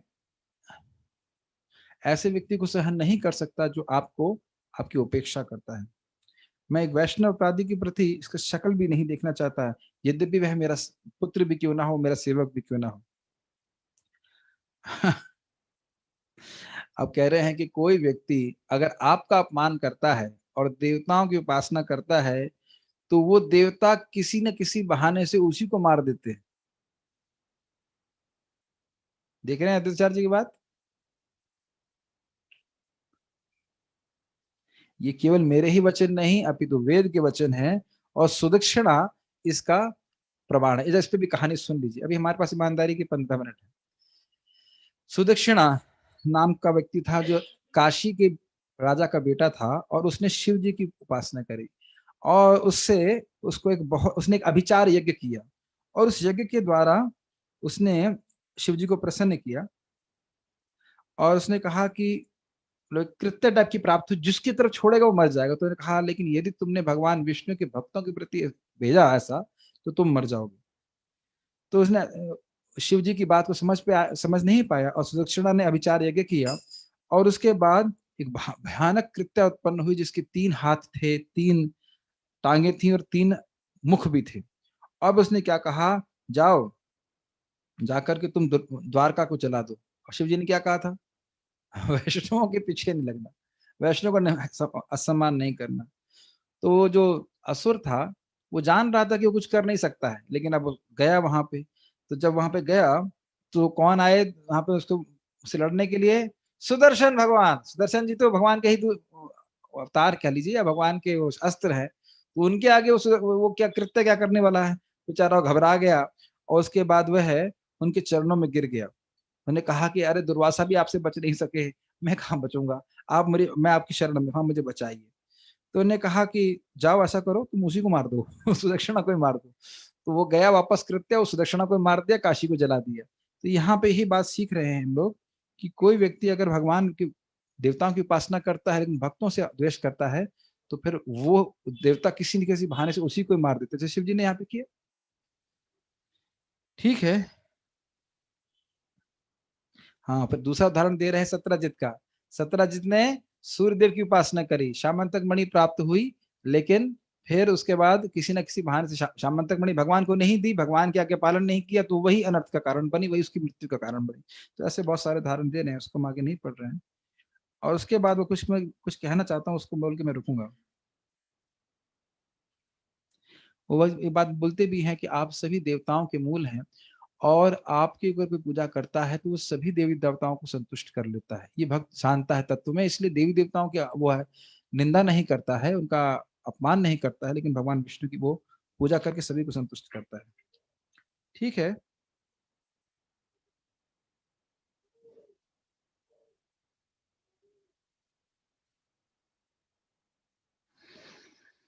अब हम थोड़ा सा गंभीर बात बोलेंगे, उसके बाद हम रुकेंगे।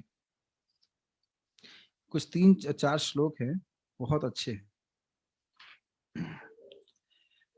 मोर ए सत्य सबे सुन मन दिया, जे अमार पूजे मोर सेवक लांघिया, से अधम जने मोर खंड खंड करे, तार पूजा मोर गए अग्नि हे न पड़े। ये बहुत गंभीर शिक्षा है, क्या श्रवण करना चाहेंगे? सभी लोग, महाप्रभु कह रहे हैं, सभी लोग मेरे वचनों को बड़ी गंभीरता से श्रवण कीजिए। कोई भी निम्न व्यक्ति, कोई गिरा हुआ व्यक्ति, अगर वह मेरे सेवकों का असम्मान करता है और मेरी पूजा करता है, तो वह मुझे खंड खंड कर रहा है। इतना गंभीर है। उसकी पूजा मुझे, मेरे शरीर पे अग्नि के समान होती। आप लोग ऐसे हैं नहीं, लेकिन वैष्णव अपराध की महिमा, महिमा नहीं कहना चाहिए, मतलब गंभीरता को समझना चाहिए। अब अगला वाला तो आप निश्चित सुनना नहीं चाहेंगे। बंद कर दूं किताब या सुनना चाहेंगे? जे अमार दासेर सकृत निंदा करे, मोर नाम कल्पतरु सहारे तहारे। जो मेरे सेवकों की निंदा करता है, मेरा कल्पतरु के समान नाम, जो सारी इच्छाओं को पूर्ण करने वाला है, उसका संहार कर देता है। तो इसलिए बचना चाहिए इससे, और ऐसे लोगों से बचना चाहिए जो वैष्णव निंदा में संलग्न रहते हैं। अपनी जीव को भगवान के गुणगान में उलझाए रखना चाहिए, इसको पॉजिटिव में देखना चाहिए। अगर भक्तों को हम प्रसन्न करें तो हमारी भक्ति कितना बढ़ जाएगी। समझ रहे हैं ना मेरी बात? नेगेटिव इंस्ट्रक्शन तो है, पॉजिटिव इंस्ट्रक्शन देखना चाहिए। अच्छा, आप कौन कौन आपके सेवक हैं? अब ये सुनेंगे तो और घबराएंगे आप। अनंत ब्रह्मांडे यत सब मोरा दास। अरे बाप रे, समझ में आया? एते के ये पर हिंसे से ही जाए नास। जितने भी जीवात्माएं अनंत ब्रह्मांडों में हैं वो सभी मेरे दास हैं, इसलिए कोई व्यक्ति किसी की भी निंदा करता है तो वह व्यक्ति का नाश हो जाता है। अरे भाई, कम से कम इतना तो बोलते, जो तिलक लगा लेने वाले उनकी निंदा नहीं करनी है, ये तो टू मच हो गया भगवान। अरे पड़ोसी की तो निंदा कर ही सकते हैं ना, वो तो हरे कृष्णा भी नहीं बोलता। अरे कम से कम बहू की तो निंदा कर सकते हैं, इतना तो लाइसेंस सास को मिलना ही चाहिए। देख लीजिए क्या लिखा है। इसीलिए तो हम शास्त्र सुनना नहीं चाहते, इसीलिए नहीं सुनना चाहते। सुनेंगे तो अरे बाप रे, सब नियम पालन करने पड़ जाएंगे। लेकिन अगर आप करेंगे तो एक ही ना, बस कुछ एक चीज बोलूंगा और वो सुनकर के आप लोग खुश हो जाओगे। दुख तो दे रहा हूं आप लोग को, सुन के खुश भी हो जाओगे। तो उसके बाद महाप्रभु कहते हैं, आप मेरे साक्षात शरीर हैं, आप मेरे दूसरे पप्पू ही हैं। इस कारण से कोई व्यक्ति आपकी आज्ञा अवज्ञा करता है तो वह अपने दुर्भाग्य का सहन नहीं कर पाएगा। यद्यपि कोई सन्यासी भी है और एक निरपराधिक व्यक्ति की निंदा करता है, निंदा का मतलब समझ लें, निंदा का मतलब है कि गलती नहीं है, गलती ढूंढना। जैसे मान लीजिए कोई ईमानदारी से भक्ति कर रहा है, अरे ऐसे ही, अरे देखे बहुत लोग ऐसे करने वाले, कौन वैष्णव अब यहाँ पे, इस प्रकार की बात। अब कोई मंगल आरती के लिए नहीं उठता तो मैं डांट लगाता हूँ, तो ये भी निंदा है? ये निंदा नहीं है, नहीं ना, बिल्कुल नहीं ना प्रभु जी। क्या रोज अपने आप उठ जाते, लेकिन एक दिन जैसे सो रहे थे, "ए, ब्राह्मण के नाम पे कलंक", से बोल देता हूँ प्रेम से, उठे उठ, चल उठो मंगल आरती के लिए। यार प्रभु जी हंस करके उठ गए, कोई दिक्कत नहीं। तो इस प्रकार से डांट लगाना कि अरे कहाँ भाई मुर्दा बन गए, भजन क्यों नहीं कर रहे, ये सब डांट तो साधु लोग लगाते ही है। तो यह तो कल्याण के लिए, कोई निंदा थोड़ी ना। जैसे महाप्रभु यहाँ शिक्षा दे रहे हैं कि ये काम मत करो, ये गलत काम, इससे कुछ नहीं होता, नुकसान होता है। हाँ, बस अब 2 श्लोक रुक जाऊंगा।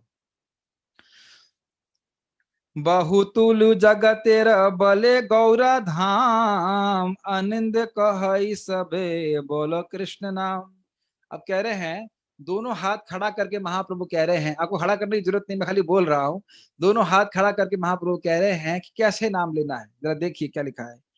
अनिंद कहई सबे बोलो कृष्ण नाम, दूसरों की निंदा छोड़ करके कृष्ण नाम उच्चारण करो। क्या होगा देखो, ये बोल करके हम रुकेंगे। आनंद कहिए सकृत कृष्ण बोले, सत्य सत्य मुई तारे उधारी बहेले। दूसरों की आनंद कहिया, जो व्यक्ति दूसरों की निंदा को छोड़ करके सकृत केवल एक बार भी कृष्ण बोलता है, क्या बोलता है? कृष्ण। लेकिन पहला वाला क्या है? निंदा छोड़ करके सत्य सत्य मुई तारे, ये सत्य है, ये सत्य है कि मुई तारे, मैं स्वयं, महाप्रभु स्वयं कह रहे हैं, तारे उद्धारी बे हिले, बड़े बहुत जल्दी उसका उद्धार कर दूंगा। तो इसको बोलने के लिए सारी कथा कही गई, 213 श्लोक बोले गए 214वें श्लोक को समझाने के लिए। आप देख लीजिएगा 19वां अध्याय चैतन्य भागवत 214 श्लोक। इसको कल हम जपटाक में भी दिखाने वाले हैं। जब सभी ने महाप्रभु की बात को सुना तो क्या कहा?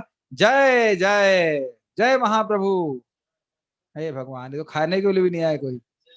जय जय श्री चैतन्य महाप्रभु की जय। अब आप लोग को लग रहा है कि प्रभु जी आपने तो सारी डिप्रेसिंग बातें बोली, तो हम जय क्यों बोले?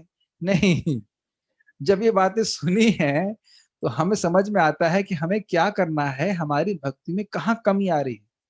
अगर हम निंदा छोड़ दें तो हमारी भक्ति बड़ी आसानी से प्रगति करेगी। बस यही बात बोलना चाह रहा था। ठीक है, तो उम्मीद है कि आप लोग को श्रीमद चैतन्य महाप्रभु की लीला अच्छी लगी होगी। अब पता नहीं, अच्छी तो लीला है ही, मैं कोई बहुत अच्छा विशेष बोलने में एक्सपर्ट नहीं हूं ना, मुझे पूरा लीला ऐसे याद है कि मैं धारा प्रभाव बोल सकूं, इसलिए इस ग्रंथ सामने रख करके बोल रहा था ताकि कोई बात छूट ना जाए। तो मुख्य बात आपने आज की शिक्षा में क्या ग्रहण किया? प्रयास कीजिए कि किसी की निंदा नहीं निकले। यदि हम उसके गुरु नहीं हैं, यदि हम उसके टीचर नहीं हैं, तो हमारा कर्तव्य नहीं कि उसके पीछे लग के उसकी बोले, अरे देखो ऐसा करता है, वैसा करता है, ऐसा करना चाहिए, वैसा करना चाहिए। और टीचर हैं तो आप बोलिए, आप टीचर नहीं हो तो आपको सुनेंगे भी तो नहीं। सुनेंगे आपकी और झगड़ा कर लेंगे। एक बार याद है, मैंने कोई भक्त सो रहा था, दूसरे भक्त ने जगा दिया तो गुस्से झगड़ा हो गया। मैं तो नहीं सो रहा था। अरे भाई तुम सो नहीं रहे थे तो उसे सपना आया है क्या, आपको जगाएगा?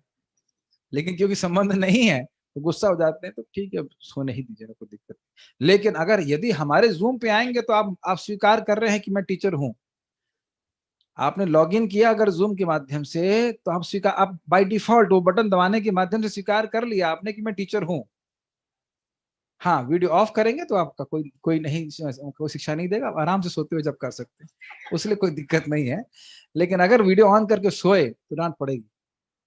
लेकिन इसका फायदा होता है, हम देख रहे हैं कि इस प्रकार से भक्त लोग बहुत जल्दी नींद त्याग कर रहे हैं। ठीक है, कुछ प्रश्न है, मैं तो देख लेता हूँ। लो ऑडियो, ऑडियो तो ठीक ही था।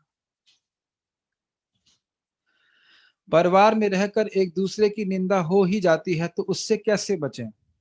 भाई यदि चाहते हैं कि उद्धार हो जाएगा, हो जाए तो बचे, अगर चाहते हैं कि उद्धार ना हो तो मत बचिए। परिवार में रहने में कोई दिक्कत नहीं है, लेकिन परिवार में रह करके बोला जाता है कि आप लोग की जब माता जी लोग की शादी हुई थी तो मम्मी ने बोला था बेटा जाकर खूब निंदा करना अपनी सास की। ऐसे मम्मी बोलती है कभी? कोई आया, आप लोग करो कि करती हो कि नहीं करती मुझे नहीं पता, या सास करती है कि नहीं करती है, वो करती ही होंगी, इसमें तो ये तो धर्म है घर का। लेकिन क्या बोला गया, कोई शिक्षा देता है बेटा सास को निंदा करना? नहीं समझ पा रहे हैं कि वाणी का उपयोग दुरुपयोग करने से हमारा कितना नुकसान होता है। आप देख लीजिएगा, निंदा चुगली करने से तुरंत आपका हृदय सूखा हो जाएगा, भक्ति करने का अच्छा नहीं रहेगा। अभी तो जो बहुत सच्चा भक्त है वो तो दूसरों के गुण ही देखता है, वह निंदा नहीं करता।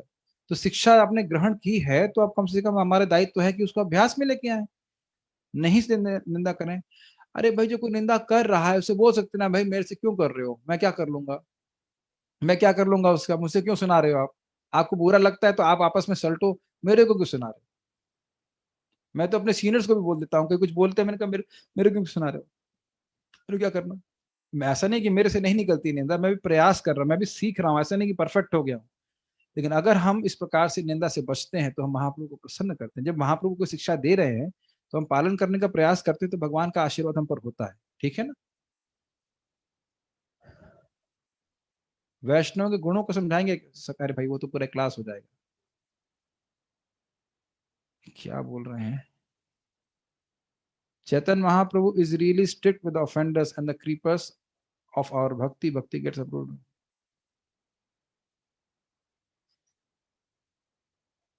ओके, प्रश्न ये है कि आपने कहा कि निंदा करने वाले को भगवान नहीं कृपा करते हैं, तो जो व्यक्ति जब नया आता है तो उसको तो पता नहीं होता है ये बात, तो क्या भगवान उस पर कृपा करेंगे? देखिए जब नया आया है तो उसका कर्तव्य है कि वो श्रवण करे, कुछ ग्रहण कर रहे हैं। दिक्कत ये है कि नया आने वाला व्यक्ति सोचता है कि मैं तो परफेक्ट हूँ, मुझे कौन सिखाएगा, मुझसे सीखो। एक भक्त को मैंने बताया भी था, कुछ बता रहा था, बोला प्रभु जी वो भगवान के सामने ऐसे खड़े होते, रोज अभी भी ऐसे ही खड़े होते। मैंने कहा प्रभु जी अपराध होता है, भगवान के सामने ऐसे नहीं खड़ा हुआ, तो ऐसे लग रहा है इससे आप क्या भाई ठीक हो, बोला रोके, सही है, राधा रानी ठीक है आप, यही तो भाव है ना, ऐसे रहना चाहिए ना भगवान आपकी शरण में। ये भाव का मतलब क्या हुआ, यही तो भाव होता है ना।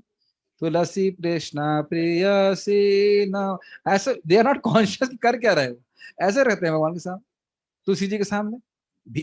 कोई भीख आपसे मांगे, मान लीजिए कोई भीख मांग रहा है, 50 रुपए देंगे क्या सर? ऐसे भीख मांगेगा, देंगे आप 50 रुपए? देंगे 50 रुपए या जो भी 10 रुपए भी देंगे? कोई भिखारी ऐसे भीख मांगता है सर 20 रुपए देंगे क्या?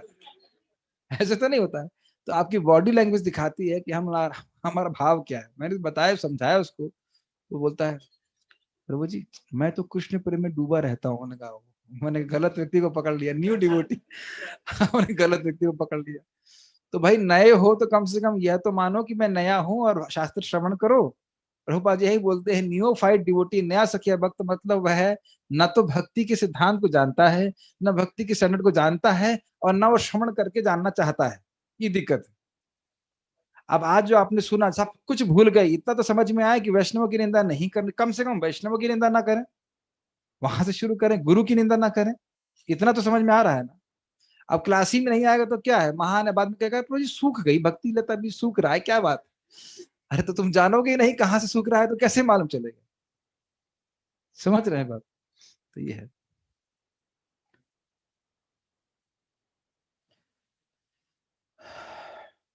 एक अच्छा प्रश्न है। कह रहे हैं कि हम कोशिश करते हैं कि निंदा ना हो, फिर भी हो जाता है, तो क्या हमारा उद्धार नहीं होगा। देखिए, हम अगर यहाँ पे निंदकों की बात करें तो वो स्पेशली ऐसे लोग हैं जो उनका वैष्णवों के प्रति कोई सम्मान की भावना थी ही नहीं, भक्ति के प्रति सम्मान की भावना थी ही नहीं। और हम लोग जब प्रयास कर रहे हैं कि निंदा नहीं हो, तो ये भी एक निरपराधिक भावना ही है कि मुझसे कोई वैष्णव के प्रति अपराध ना हो। समझ रहे हैं। जैसे एक भक्त मेरे को मट्ठा दे रहे थे, और मट्ठा देते देते जो जग का ढक्कन है वो धम से मेरे प्लेट पे गिर गया।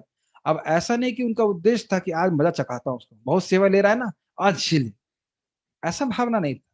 अगर इस प्रकार से कोई करता तो अपराध होता। गलती तो सबसे हो जाती है। भक्त बोल रहे थे भाई शालिग्राम को आप अभिषेक करा रहे हो, अब शालिग्राम हाथ से फिसल गए तो फिसल ही गए, अब क्या कर सकते हैं आप। ऐसा तो नहीं कि शालिग्राम को फेंकने के भाव था, भाई सेवा करेंगे तो कुछ अपराध तो होगा, लेकिन ये भावना नहीं कि मैं अपराध करूं ही। कुछ अंतर समझ रहे हैं ना।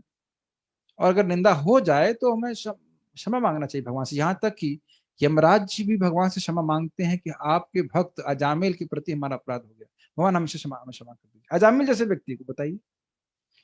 तो धीरे धीरे हम जैसे जैसे हम श्रवण करते हैं, देखिए यही श्रवण का प्रभाव है। अगर श्रवण नहीं करते तो कभी सचेत ही नहीं होते और हम निंदा करते ही रहते।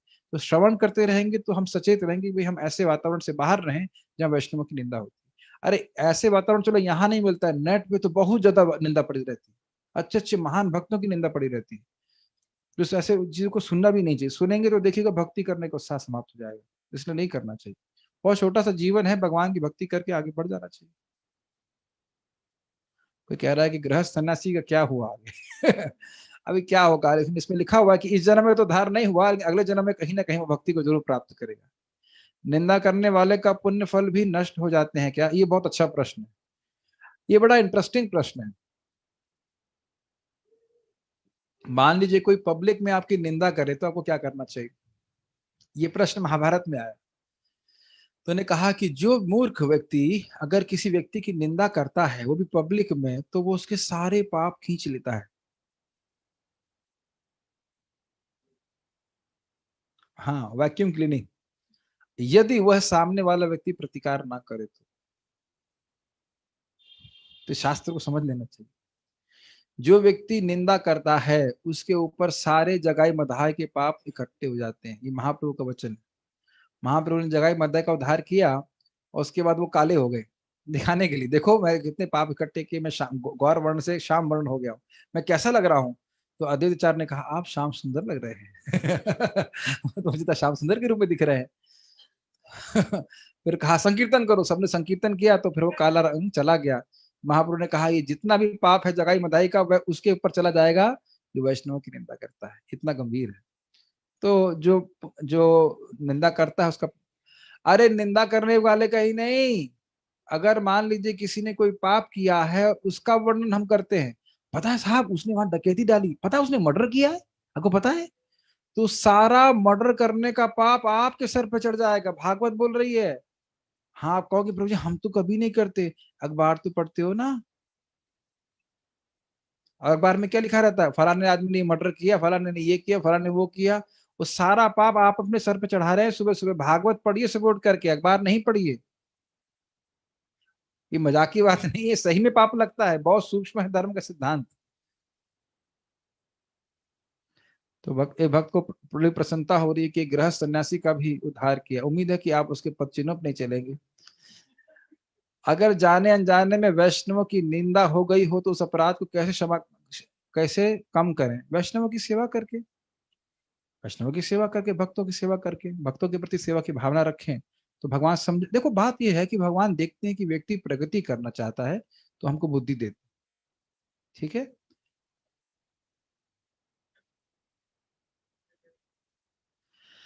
हाँ, अब कह रहे हैं अगर मान लीजिए किसी भक्त के प्रति अपराध हो जाता है और भक्त वो होता नहीं, तब हम क्या करें, कैसे क्षमा मांगे। ईमेल कर दीजिए, एटलीस्ट व्हाट्सएप कर दीजिए, टेलीग्राम पे तो होगा ना। कहीं ना कहीं तो होगा ऐसे आप, और प्लस फिर हरे कृष्ण मंत्र जप करने बड़े पश्चाताप के भाव में कि हमने उसके प्रति अपराध किया। कभी कभी नहीं भी, कभी कभी दूसरा व्यक्ति कुछ बोल देता है हमारे कान में चला जाता है, वो भी अच्छी बात नहीं है। तो फिर भगवान से प्रार्थना करना चाहिए, भगवान मुझे क्षमा, मुझे गलती हो गई, मुझे इस प्रकार का अपराध नहीं करना चाहिए। अच्छा, हम फैमिली में डिस्कशन करते हैं और किसी मेंबर का डिस्कशन जड़ आता है, तो सोचे में हमें क्या करना चाहिए? भाई डिस्कशन की क्या जरूरत है ये बताइए। क्या डिस्कशन के लिए भगवान विष्णु के गुण कम हो गए हैं कि भाई विष्णु के गुण हमने समाप्त कर लिए, चलो अब हम किसी और का डिस्कशन शुरू करें? क्या भगवान विष्णु के गुण कम हो गए हैं कि उनका डिस्कशन छोड़ करके दुनिया के लोगों का डिस्कशन करें? ये बताइए क्यों हुई? जो व्यक्ति मरने वाला है उसके गुणों की क्या चर्चा करना है? ये कहिए कि मजा आता है। इस संबंध में क्या नाम है, भक्ति विज्ञान महाराज बोल रहे थे, हमको पता है कि वैष्णव की निंदा करने से बहुत नुकसान है, फिर भी हम क्यों करते हैं? बोले बिकॉज वी लाइक इट, क्योंकि हमको अच्छा लगता है। और उससे हम सोचते हैं कि वो देखो निम्न वैष्णव है, इसलिए मैं उच्च वैष्णव हूँ, ये भावना लाने के लिए, और कोई बात नहीं। तो इसलिए इन सब चर्चा में दूर रहना चाहिए। आप उस टाइम खाना बनाने चले जाइए। ओके, तो बात यहाँ रुकती है। तो हम यहाँ पे, समय भी हो ही गया है, 8 बज गया, हम यहाँ रुकते हैं। उम्मीद है कि आप लोगों को ये काफी शिक्षा उपादेय लगी होगी, अच्छी लगी होगी, और हम प्रयास करेंगे कि, प्रयास कीजिए हर दिन घर परिवार में भी निंदा चुगली से बचिए, भगवान का नाम जप कीजिए, छोटा सा जीवन है, भगवान के पास चले जाइए। बहुत बहुत धन्यवाद। अगर मैंने ऐसा कुछ और कुछ रह गई लीलाएं जो इसमें फोटो में भी दिखाई गई है कि नित्यानंद प्रभु प्रसाद लेते हैं, चावल फेंक देते हैं अद्वैताचार्य के ऊपर और झगड़ा करते हैं, और वो सब हम कभी आगे सुनाएंगे। श्री वन चैतन्य महाप्रभु की जय, श्रील प्रभुपाद की जय, निताय गौर प्रेमानंदे। Okay, we'll have kirtan now. Just stop this.